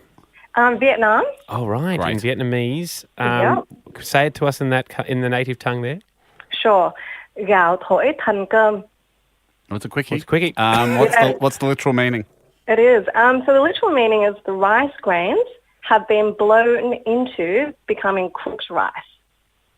Oh, you can't uncook rice. Oh, you can't Yeah, because you can't uncook rice. And the thing is, the word blown into is because back in the old days in Vietnam, they used to cook rice over like a fireplace in a little stone pot. This is before, gas stoves and all that were invented. And rice is really precious. So once you cook the amount that you cooked and the water's in, and and the fire's started, you've got to blow into the fire to kind of stoke the fire every now and then, like either with a straw or like rolled up leaves or something into the fireplace to get it cooking. And once that's done, you can't reverse it. It's like, that's it. Yeah. It's done. My wife told me the other day, because I was trying to eat some second-day Thai food, you're not meant to eat second-day rice. Did you know that? You're not meant to re-microwave rice. I think it's because of the water and the bacteria, isn't it? Yeah. Well. Yeah, that's right, because of carb content or something like that. Yeah, there you go. But then with Viets, we eat it on the second day because it's the best as fried rice. Yes, fried rice. Well, that's the thing. I was just like, I've been doing this for 30 years. It's my least favourite takeaway food to do second day because you have to because it goes all hard and you got to stab it and you got to sprinkle some water on the microwave. But it happens. It happens. But I mean, what the Vietnamese are saying is you can't uncook it. You can't uncook it. You cannot. Get the cooking, you can't get the cooksiness out of it. Again, another food being used to show us the passage of time is sometimes irreversible. Thank you, Anne. Karina, wrap this up for us. The International Phrase Book saying, what country are we going to, Karina? Germany. Germany. Ah. Karina, we are ready when you are. Take it away in the Deutsch. Okay, so it's Affe zu, Klappe tot, and it means lid shut, monkey dead. What? Hang on. What does it mean? Lid shut, monkey dead. Lid shut, monkey dead. Don't shut the lid on your monkey hatch or punch some air holes in it. I think what it's saying is, obviously back in the day, the type of monkey trap they were using was once that lid's shut, that monkey's dead. Karina, rather than us guessing, mine was storage of monkeys, aim was trapping monkeys. I mean, if you're putting a monkey in somewhere that's got a lid, it sounds like the lid's killing it instantly. Okay. No, it's not. It's not like that. Yeah. It used to be. Well, apparently, when the show was in town, the main act was a monkey who did little tricks. Yes. And they put that little monkey in a box, in a wooden box, to show it off. Yep. But if the lid was shut, the monkey was dead and there was no show. So it was a sad day in town when the lid was shut. It's more like a closed sign on a shop. Like if it was if they rolled into town and the kids ran out, their faces would fall and go, the box has got a lid on it. The last town must have done something to the monkey. It's like that. You really just say it if you want to end a conversation. Like I got that a lot when I was a kid. My mum always said, "Klapp zu after tot," and that was it. That was it. Yeah, no, that's the final decision. What's done is done. The lid's shut. The monkey's dead, guys. You can open the lid up, but a live monkey's not going to jump out and do the show. Okay. So I know how many times I'm going to tell you this. There is a dead monkey in that box. However, we still have other parts of our show which are enjoyable. Could we offer you a discount ticket? Karina, thank you. We did this segment a little while back and we want to bring it back. If people haven't heard it, it's called the International Phrase Book, where we look for a saying that we have in English. Yep. Are there international equivalents? Here's an example from the past. Letting Fluffy off the chain, cutting the cheese, or dropping your guts. In Japanese, it's hanagamagaru. Yes. Very good. And what does that directly translate to? My nose is bent. You have bent my nose, sir. You can't have your cake and eat it too. French? French. Tu peux pas avoir le beurre et l'argent du beurre. It just means you can't have butter and the money you would get from selling the butter. So the Italian version of you want your cake and you want to eat it too is you want your bottle of wine full, but you want your wife drunk. Get the picture. Get the picture. I mean, it's all in the literal translation. Yes. We'll do one next episode. This is the shout out. Exactly. Yeah. This is a 1 week time bomb. Yeah. We want to go with one. Yeah. Like for arrogant people, he thinks his poo doesn't stink. Sure. That kind of thing. Tickets on himself. Tickets on himself. He's so far up his own bum. That type of thing. Yep. We will open it now. Ni hao. Hello. Ni hao ma. How are you? We have no more. That's why we need to fill out Hamish and Andy's International Phrase Book. Very Arrogant Person Edition. There you go. Very Arrogant Person Edition. It's open. Email in. Yes. We'll sit here patiently for 1 week. Yep. And then read them on the next episode. And then we'll call people back. But if you're in your native tongue, if you have a saying that takes down an arrogant person, we'd love to hear all about it. Hey, we put the call out last week on the podcast to open up the International Phrase Book. This is where we look for the equivalent sayings of something that we say here in Australia. We went for people think their poop doesn't stink or you soap up his own bum. Tickets on yourself. Yeah, tickets on yourself. What does tickets on yourself mean? Does that mean you're selling tickets to see like yourself? The price of admission? I'm not sure what it means. Or does it mean you've got them stuck to you? That would be less great. I don't understand how that's awesome. But we're talking people that think they're awesome. Yep. Do you have an equivalent saying in your country? Yep. We open up now. Ni hao. Hello. Ni hao ma. How are you? We have no more. That's why we need to fill out Hamish and Andy's International Phrase Book. Very Arrogant Person Edition. Ahoy to Dorata. Did I pronounce it correctly? Not quite, but that's close enough. Tell me what it is. Dorota. Dorota. Andy was way off. Dorota. Way off. Do you... Same amount of syllables. Well, quite a long way off. Vowels for vowels, jumping in. What country are we going to? We're going to Poland. To Poland. Great one. Now, Dorota, we are looking for a phrase when someone's very arrogant, being a bit of a jack today after winning his chicken fight, winning round 1 of the chicken wars. How would we describe Jack in Polish? So in Polish, it's the saying goes, wyżej sranisz dupę ma, which in direct translation means he shits higher than his ass is. He shits higher than his ass is. That's interesting. So he's able to shit up. is that what it means? I guess so. I think so. So if we got that right, so his shit is higher than his ass is. Yeah? Is that? Yep. Is that? That's he what. He shits higher than his ass is. He shits higher than his ass is. So he goes to the toilet. He turns around. There's nothing in the bowl. He looks up on the shelf. Oh, how did I do that? Or it taps him on the shoulder. What are you doing up there? Okay. Thank you so much. It is impressive. Oh, gosh, I'm going to get this wrong. Preeti? Preeti is or Preeti? Yes, it's Preeti. Preeti. Blakey, got it. Happy birthday, Andy. Oh, gosh, I'm having a terrible day today. I cannot be getting through. Hey, Preeti, what country? India, south of India, a language called Tamil. Okay, yes. beautiful. Yep. What is the phrase for an arrogant person? It's basically ni peria pistava, which means, are you a big pistachio? Oh, Are you a big pistachio? Oh, look at Jack, you big pistachio. Sold all his T-shirts. What a big pistachio. Like it. Thank you, Preeti. Because I suppose pistachio... No, I suppose all nuts are pretty uniform, but you would notice a big one. Because they're so the same size. But also, they're so hard to shell that if you got one open that had more meat, that is a... If you got one the size of an avocado, it would feed the family. David, ahoy to you, David. Ahoy, boys. How you going? Happy birthday, Andy. Good boy, Dave. Now, Dave, you're in Denmark. Is that correct? That is correct, mate. So this is an international phrase book. Is the phrase in Danish? The phrase is in Danish. Yeah, no, it'd be a bit weird if it wasn't. It'd be bloody early for you there, David. Yeah, got up at 2:30 just to walk with you boys.